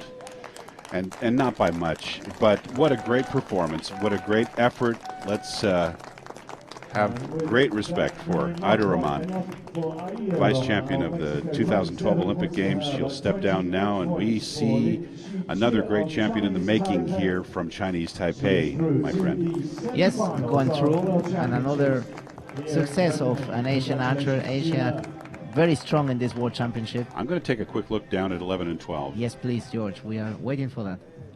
Kibo Bay with a 10.99, her opponent with a 10.98.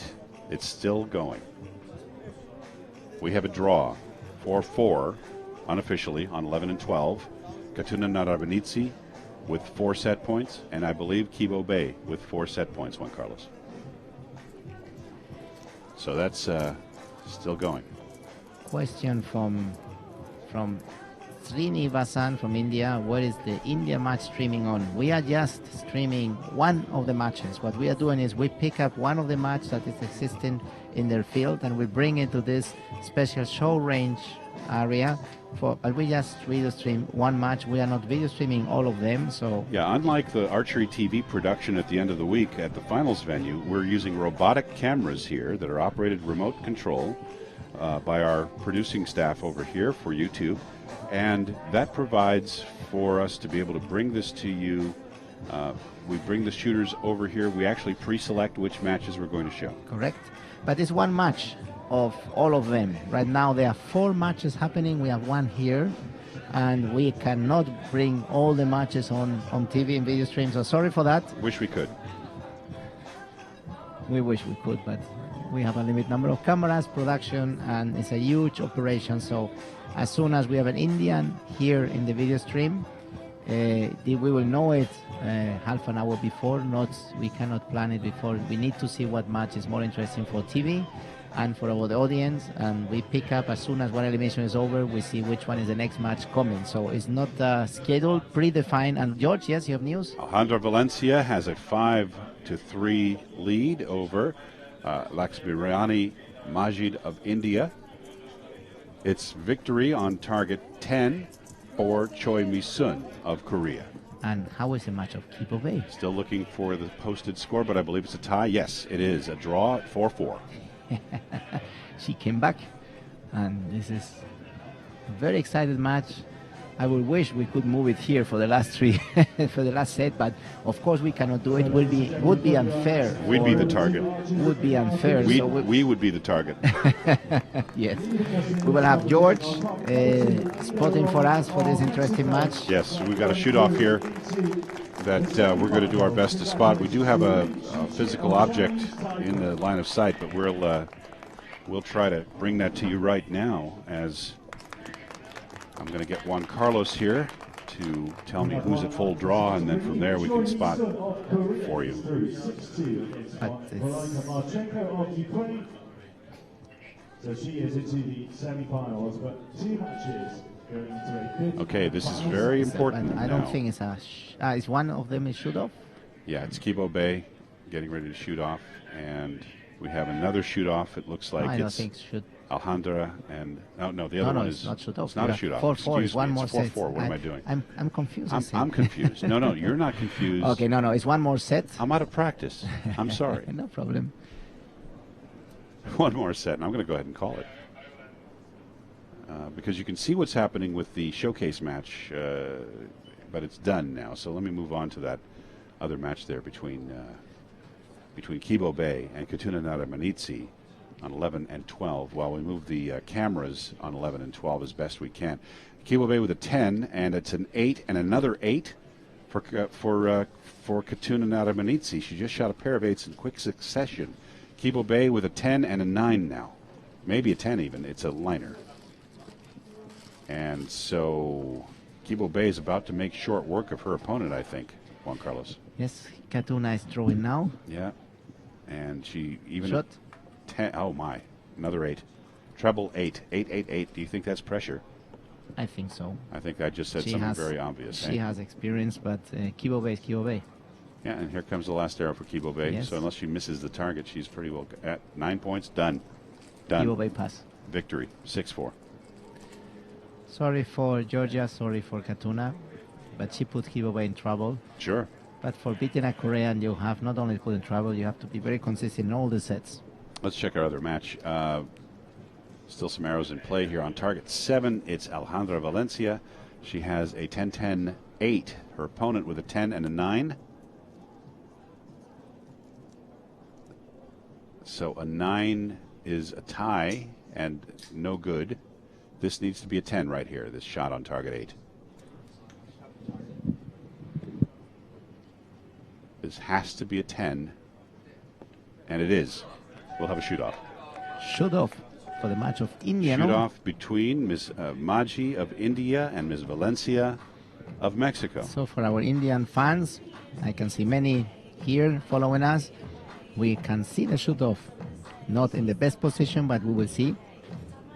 We'll see her shooting, and we'll see George will spot with his scope.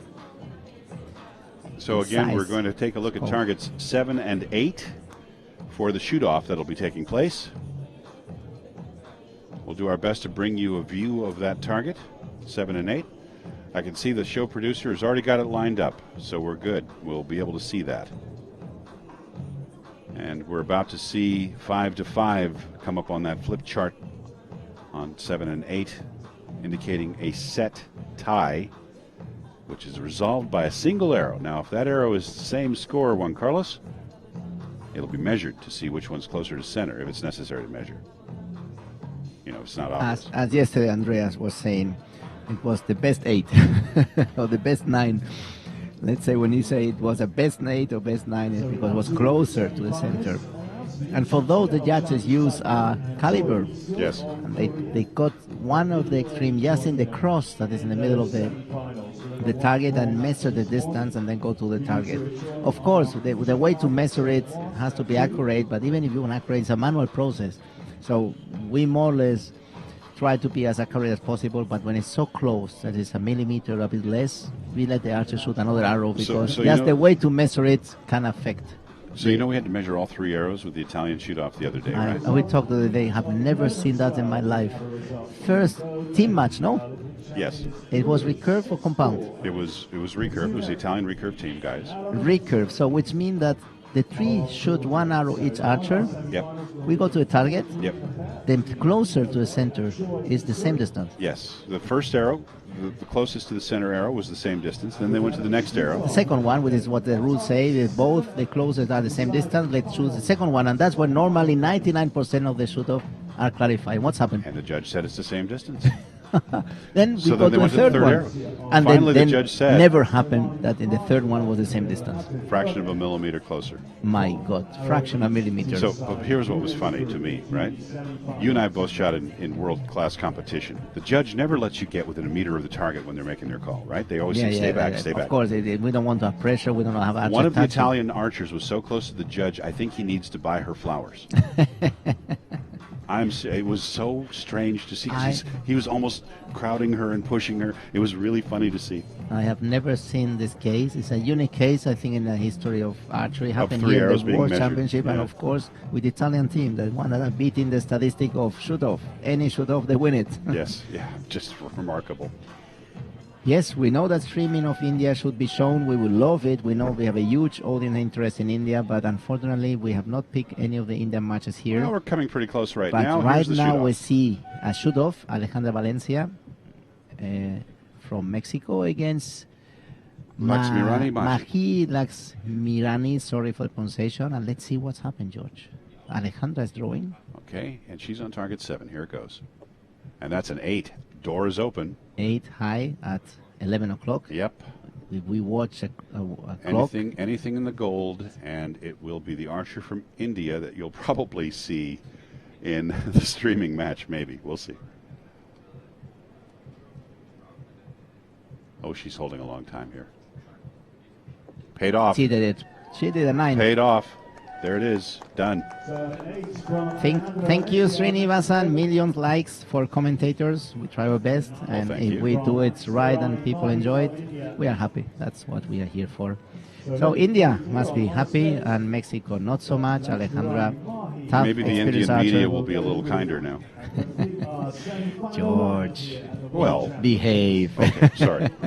No, we are very surprised with all the media in India because they cover everything, whatever happened, and we are glad to be in newspaper media. But sometimes when the situation or what they report is a little bit upset situation, but of course we don't like. But you know, there are people that say no matter what, it's important they talk about you, even if it's negatively. I've heard that. I don't know. I if it's disagree, true. but I don't think it's true. No. But So yeah, okay. You say I need to be careful about what I say, and I agree, right? we love our media in India. We love they follow our competition. And of course, they have to report what's happened. And when the situation, what's happened, is not a positive one, they report it, and we are glad to follow. But I have to say something. Whatever something comes of Indian archers, the coverage in India media is huge. There are so many in internet. There are so many in newspaper, in TV, in local channel, national channel. We see it. We have a system to monitor all what is happening worldwide related to archery in media. And they start pumping up all what is India, India, India. We are very proud of that. We want to be seen. We don't want to be ignored. We want to be in India like cricket is now in India. Yes, absolutely. And that's where the future is, by the way. Places like India where there are lots of young people coming into sport and able to spend time in training and pursuing their Olympic dreams. I would say that European American will disagree with you. It's not the future, it's the present. They are kicking them here. Asia is doing fantastic in this World Championship, and Europe and America, of course, and Oceania as well. But they have been surprised by the level of many of the Asian countries here in the World Championship. Well, our YouTube commentator is going to get his wish.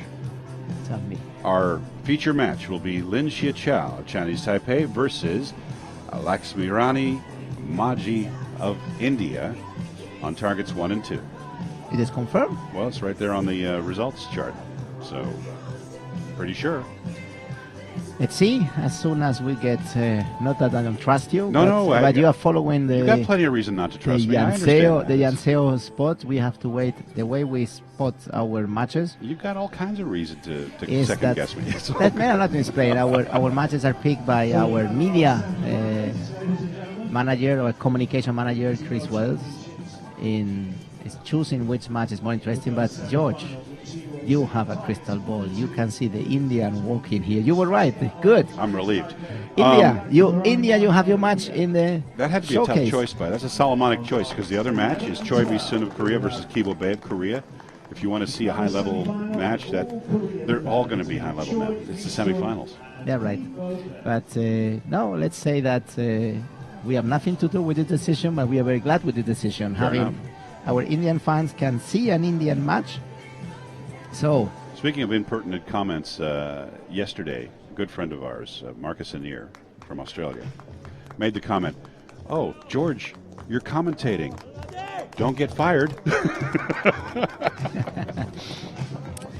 that's a good one. You are the voice here. We are very glad to have you. Thank you, George, for your time and for doing this. As I say, when I don't tell who have the idea to ask you, but when I say when I hear your idea, the idea to have you here, I say no, he's overqualified. Good. We can see Archer Chinese Taipei still using the rubber band, and the reason of this is to keep the muscle warm. Archers wants to keep the muscle warm to get the feeling of the shot, because it's all about how you feel the shot, what makes you be confident and that you can do it. Let's talk about the conditions on the field just a little bit while we get this match underway. It's gotten cloudy. Clouds A are bit getting more heavier. chilly, a bit colder, Temperatures yep. dropped a little. And that actually is good for the score because the wind is still pretty quiet compared to what it's been doing. Let's say even is no wind. And the light wind combined with the flat light normally means good shooting. In this level right now, the four archers are in a position to win a medal. So They evenly are, matched, you know. They are amazing.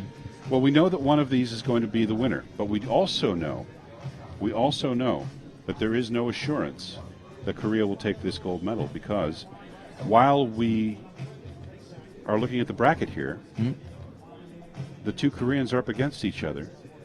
They're going to take one of their own teammates out of contention for gold. Yep, correct. I'm sure they are not happy with it, but it is what it is. But at least they have the shot at gold. One can get the gold, one can get the bronze. So, you want to talk a little bit about what's going on with Korea in the last 18 months or so? 18 months? Did I miss something? Well, it just seems to me that there's been some performance issues, I guess, maybe? You mean that some of the artists are losing when unexpectedly? We can talk Yeah, as there's a soon 10 as on we target advance one. with this match. Yes. From Miss Lin.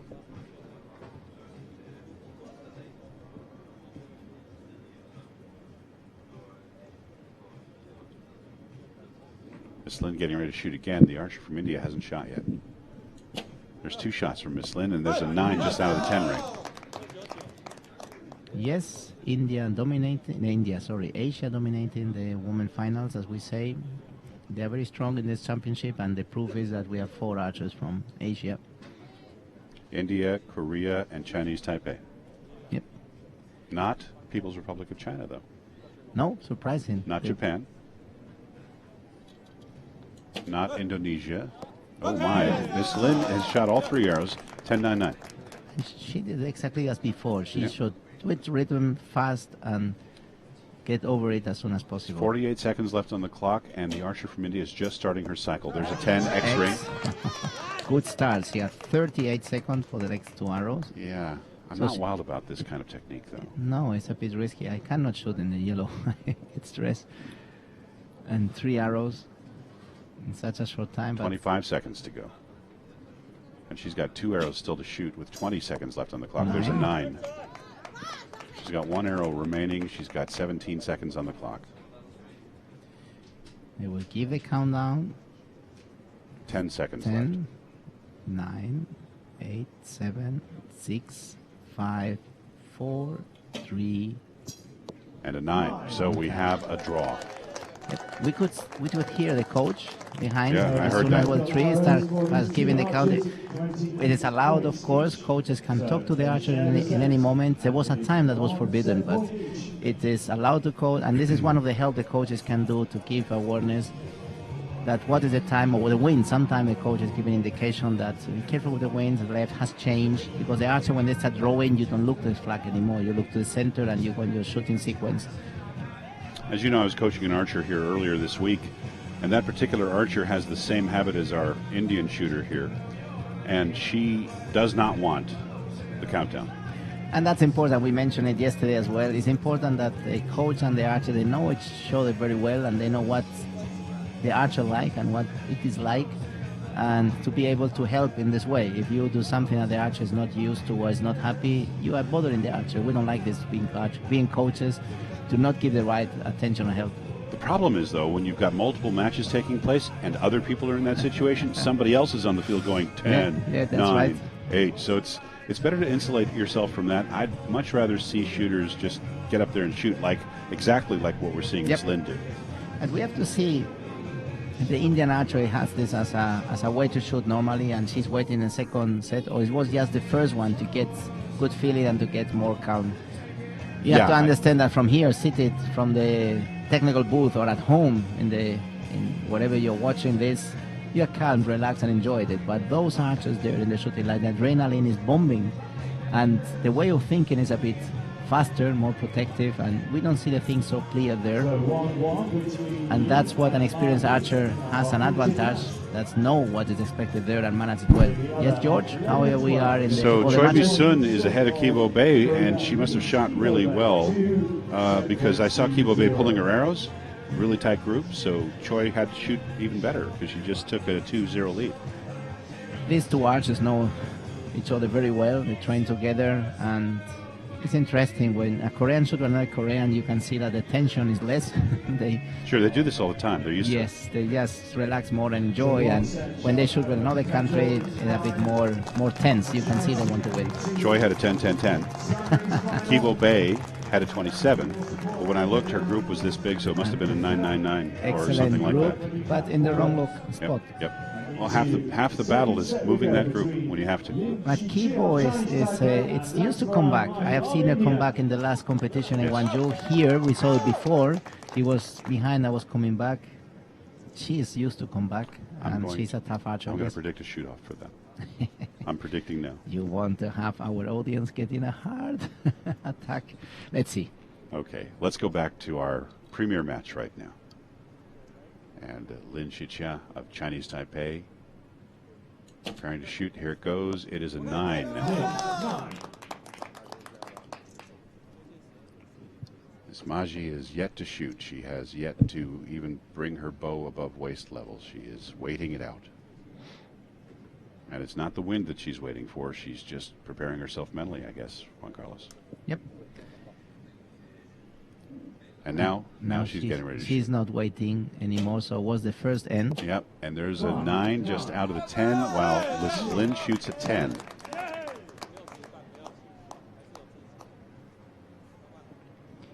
So it was clear she wanted to make sure that she has the right feeling, was putting herself calm. We saw her a bit more nervous, anxious when she entered the field of play, so that was the strategy for the first one. But now Miss Maji is shooting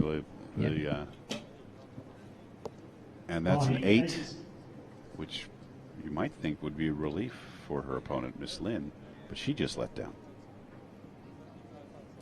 George, you park your car just in the field of play. Sorry, I got to stop doing that. But let's say it's not your car, it's a Kia sponsor. Well, usually I leave my motorcycle on the field of play, which is why you don't let me on the field of play anymore. So don't think, audience, that this is a car we have left there. I didn't do those donuts on that field. I just want you to know it wasn't me. Okay. Thank you, George. And that is another 9. This time it's Miss Lin who's waiting to shoot. That's interesting. 6, 5. She's not even at full draw. She's 2, 1. What's up with that? She shot on time. Oh my word! 7. She was struggling. Something happened. No, she was in the process of thinking, and she was not confident, and I think she forgot to watch the clock because the coach has to rush her. Now she's breathing. She's breathing like, wow, we did it. We have a draw. Something odd. Very, very unusual. Yeah, that's the tension. That's you are nervous. You try to find yourself. You try to find the feeling. You lose it. But she was very confident in the first set, she lost in the moment, and then she was struggling with trying to get the feeling and forgot about the clock. It seems that way. Yes, I don't see any way why you stress yourself so much when you had the positive shoot before. So She didn't even have her hand on the string with 4 seconds left. It's amazing she was able to shoot the shot in time.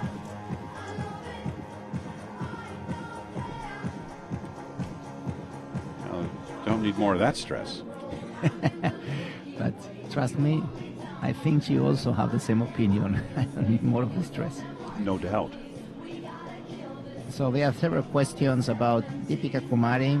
We will see when she went out and The World report Cadet to you. Champion. She went out 2 rounds ago. Yes, they were asking about how and what. So we will go to our new app, World Archery Live app, and we will see what was the result of Now, that's Deepika available match. on Android. It'll be available on iOS within a fortnight, from what I understand. Yes, we have already sent it, but we have to wait 10, 12 days that is published. But They it will have be very to soon. approve it, right? Because it's a curated. I don't know, score. not the expert on this, but I think there's a process There in is. iOS, a bit, let's say, have more time this process than in Android, but will be available very soon, 8-10 days, and Android is already there. Our new app, which is giving more information than the previous one, more statistics, more biographies, more interaction, with a new look. The new look very similar to the new website we have launched 3 days ago, the new worldarchery.org website. So it is 2 set points each there. Okay, so we're looking at a draw, and it's a draw all around 2-2 between for Lin both and Mahi. matches that are taking place in these semifinals. Lin Chia of Chinese Taipei and Lakshmirani Maji of India. And then we've got Choi Moo-sun of Korea on target 11 versus Kibo Bae, the Olympic champion of Korea, on target number 12. Drawn all around, so that means it will go full distance on set play. We won't have a 9-arrow finish for either one of these. Good.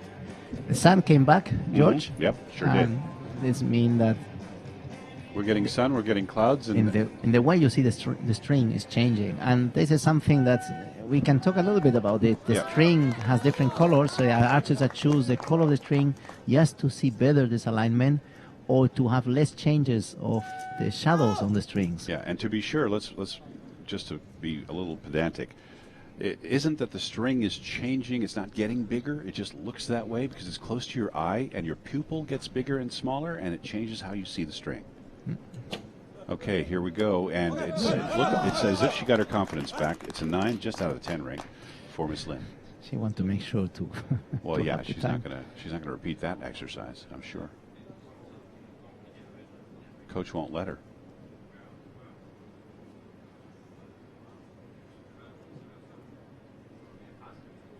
And she's about to shoot again. Miss Maji has not shot yet. Miss Lin with a 10, X ring. That is a nice clean interface on the new app for World Archery there. And the new website looks very nice too. And a 9. I think, it takes a little getting used to. Anytime you have something that's been around a long time and you change it, some people have been saying, well, I can't find this and I can't find that. But if you just dig around a little bit, it's not so difficult. It's quite easy. The logic has changed. It's like when you are used to Mac and you go to PC, or Yeah. when you're used to PC or Windows and you go to Mac. The logic changed a And little there's a bit. 9. But So 10-9-9 for a total of 28 here. The door is open for Miss Maji because she just shot a 10, and she could take this set with another 10 right now. Sorry to interrupt you, Juan Carlos. it's okay, George. You are allowed to do whenever you need. I'm going through the application to get the result of. Okay, 18 seconds. Now we hear it. 4. And it's a 7. Mahi 7. So now Miss Lin has the advantage by 2 points in this set, and 4-2 is the score for set play.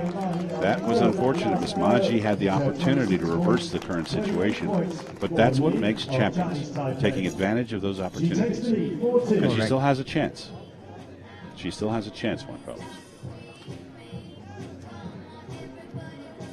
So the result of Deepika Kumari, that's to answer the questions we have received.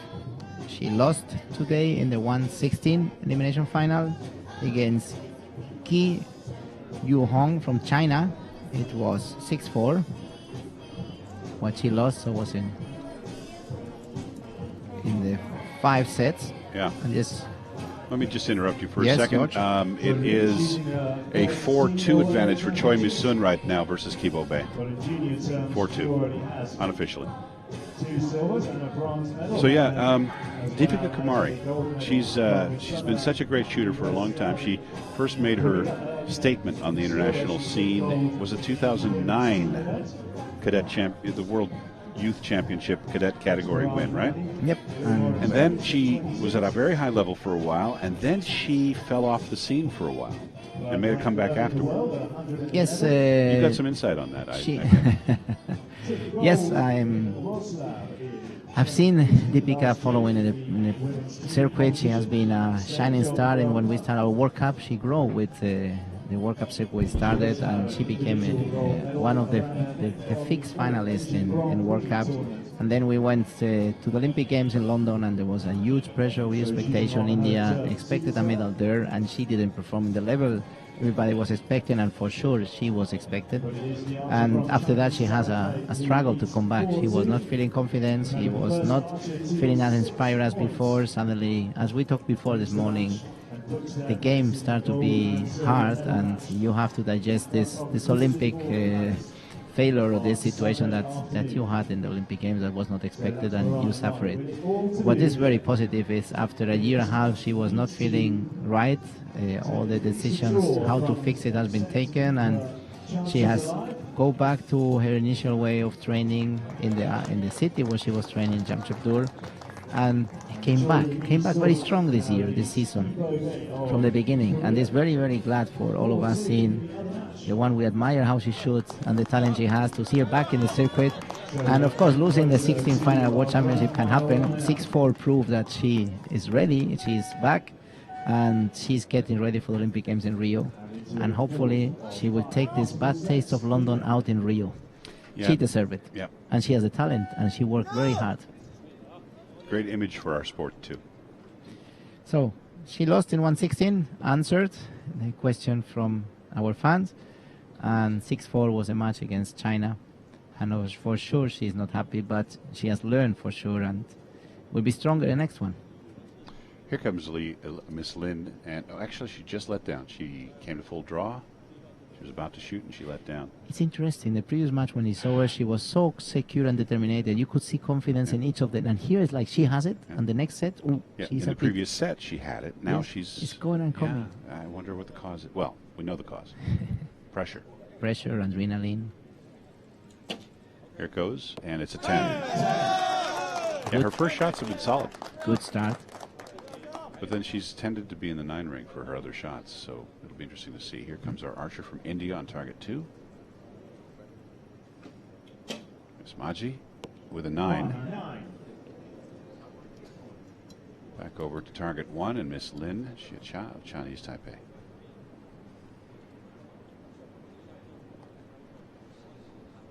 I went to Chinese Taipei this past summer, last year, to announce at the Asian Championship event there, and was very impressed with the program that they have in Chinese Taipei. It's a very strong program. Strong program, and they are trying to start a professional league with 9 company for teams. India and a 9 for Chinese Taipei, so we have a draw. They have the archers, they have good coaches, they have facilities, and they have a program and federation focus on doing what has to be done. And now they're trying to start a kind of competition in a professional league like Korea has, or like China, sorry. So they are doing what has to be done to be in the top, and you can see the results here. Okay, a draw for that set. So Miss Lin has 5, Miss Maji has 3. Miss Maji has to outright win the next set in order to force a shoot-off. Correct. Gold and silver medal match for Mahi is keeping them nice and close. It is now 5-3.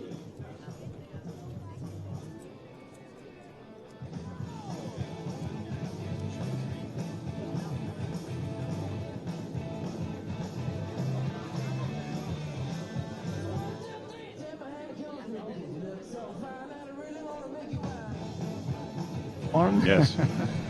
Here they are. Good.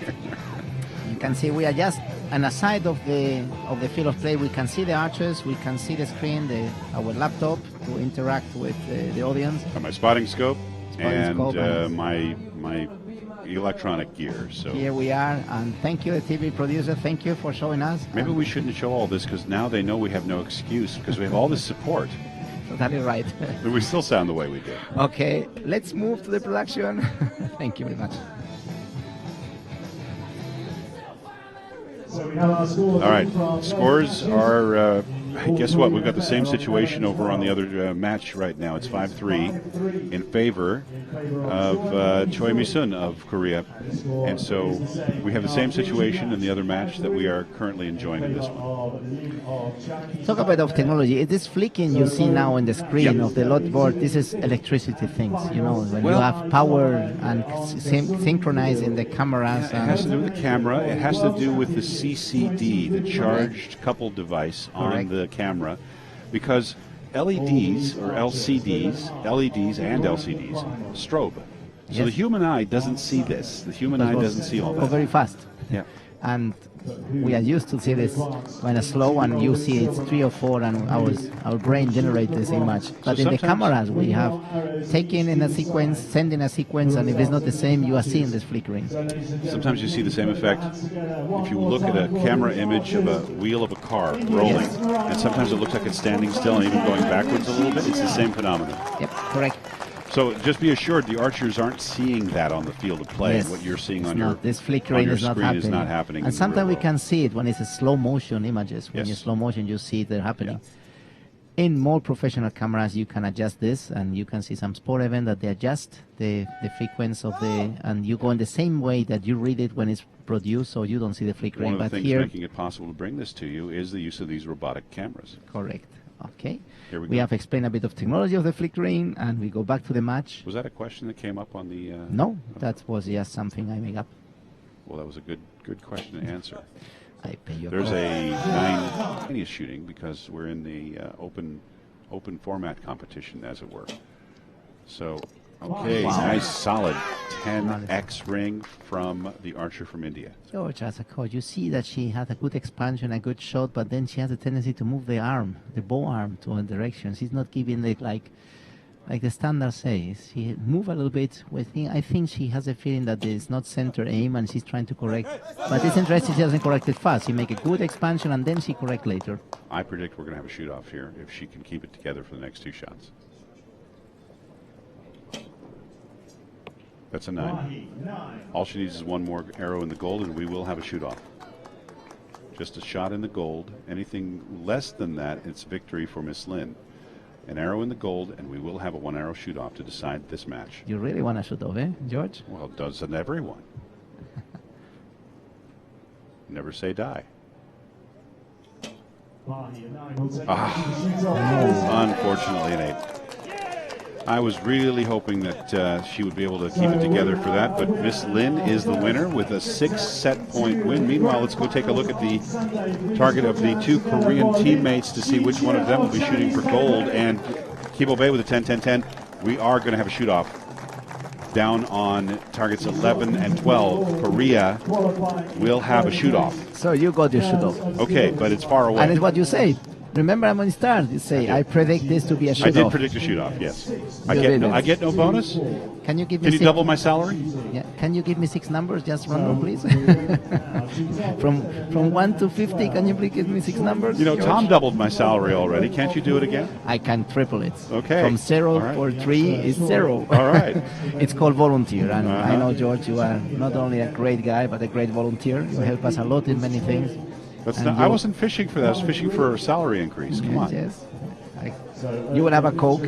Oh, that sounds good. Actually, a Red Bull would be great. No, just kidding. Hey, we shouldn't be talking Thank about you, the commercial audience, ads. for the comments, but some of them are in Russian, in Indian, in Turkish. So thank you, whatever you're saying. Well, you're awesome wherever you're from. Thank you for taking the time to watch and to cheer along your favorite archer. This one I love. What does it say? Well done, Maja, proud of you. Yes, indeed. I have every expectation that anybody watching that match would be proud of Maji. And we have confirmation. We will have a shoot-off for Korea. Good. More excitement to come.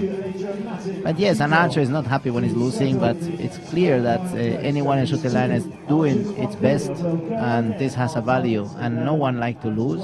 But when you have given it all and you have done your job, and yes, the other one does better, it's nothing to do but congratulate and learn how we can do it better next time. Well, let's put some perspective on this. Yeah, she lost. She's coming back for the bronze medal match. Yes. She's coming back for the bronze medal match. That's a tremendous accomplishment for your first World Championship. But you know, it's not the same when you go for the gold medal match, because if you lose, you get a medal. I know. But in the bronze medal match, you lose, and you have lost 2 matches, and you go back home without a medal. For me, the 4th is the worst position. Yeah, trust me, I know. I've been there.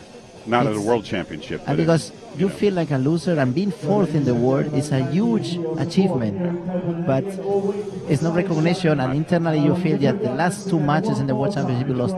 It's totally unfair, but it's what it is. It's a tremendous accomplishment that 99.9999% of the human population will never achieve, but it feels bad. Go figure.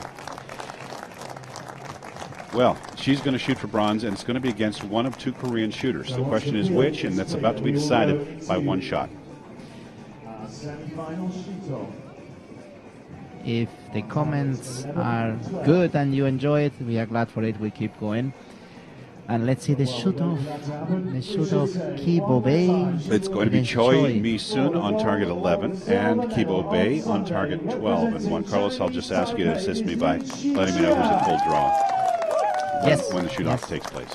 This audience are clapping so much I could not hear you, George. Incredible. Oh, sorry about that. Looked like football. Well, they're very happy to see this great performance that just took place. So we actually have a full stand of an audience here watching this match. If you can hear the sounds on the field of play, because we have mics there to help you to hear what is going on.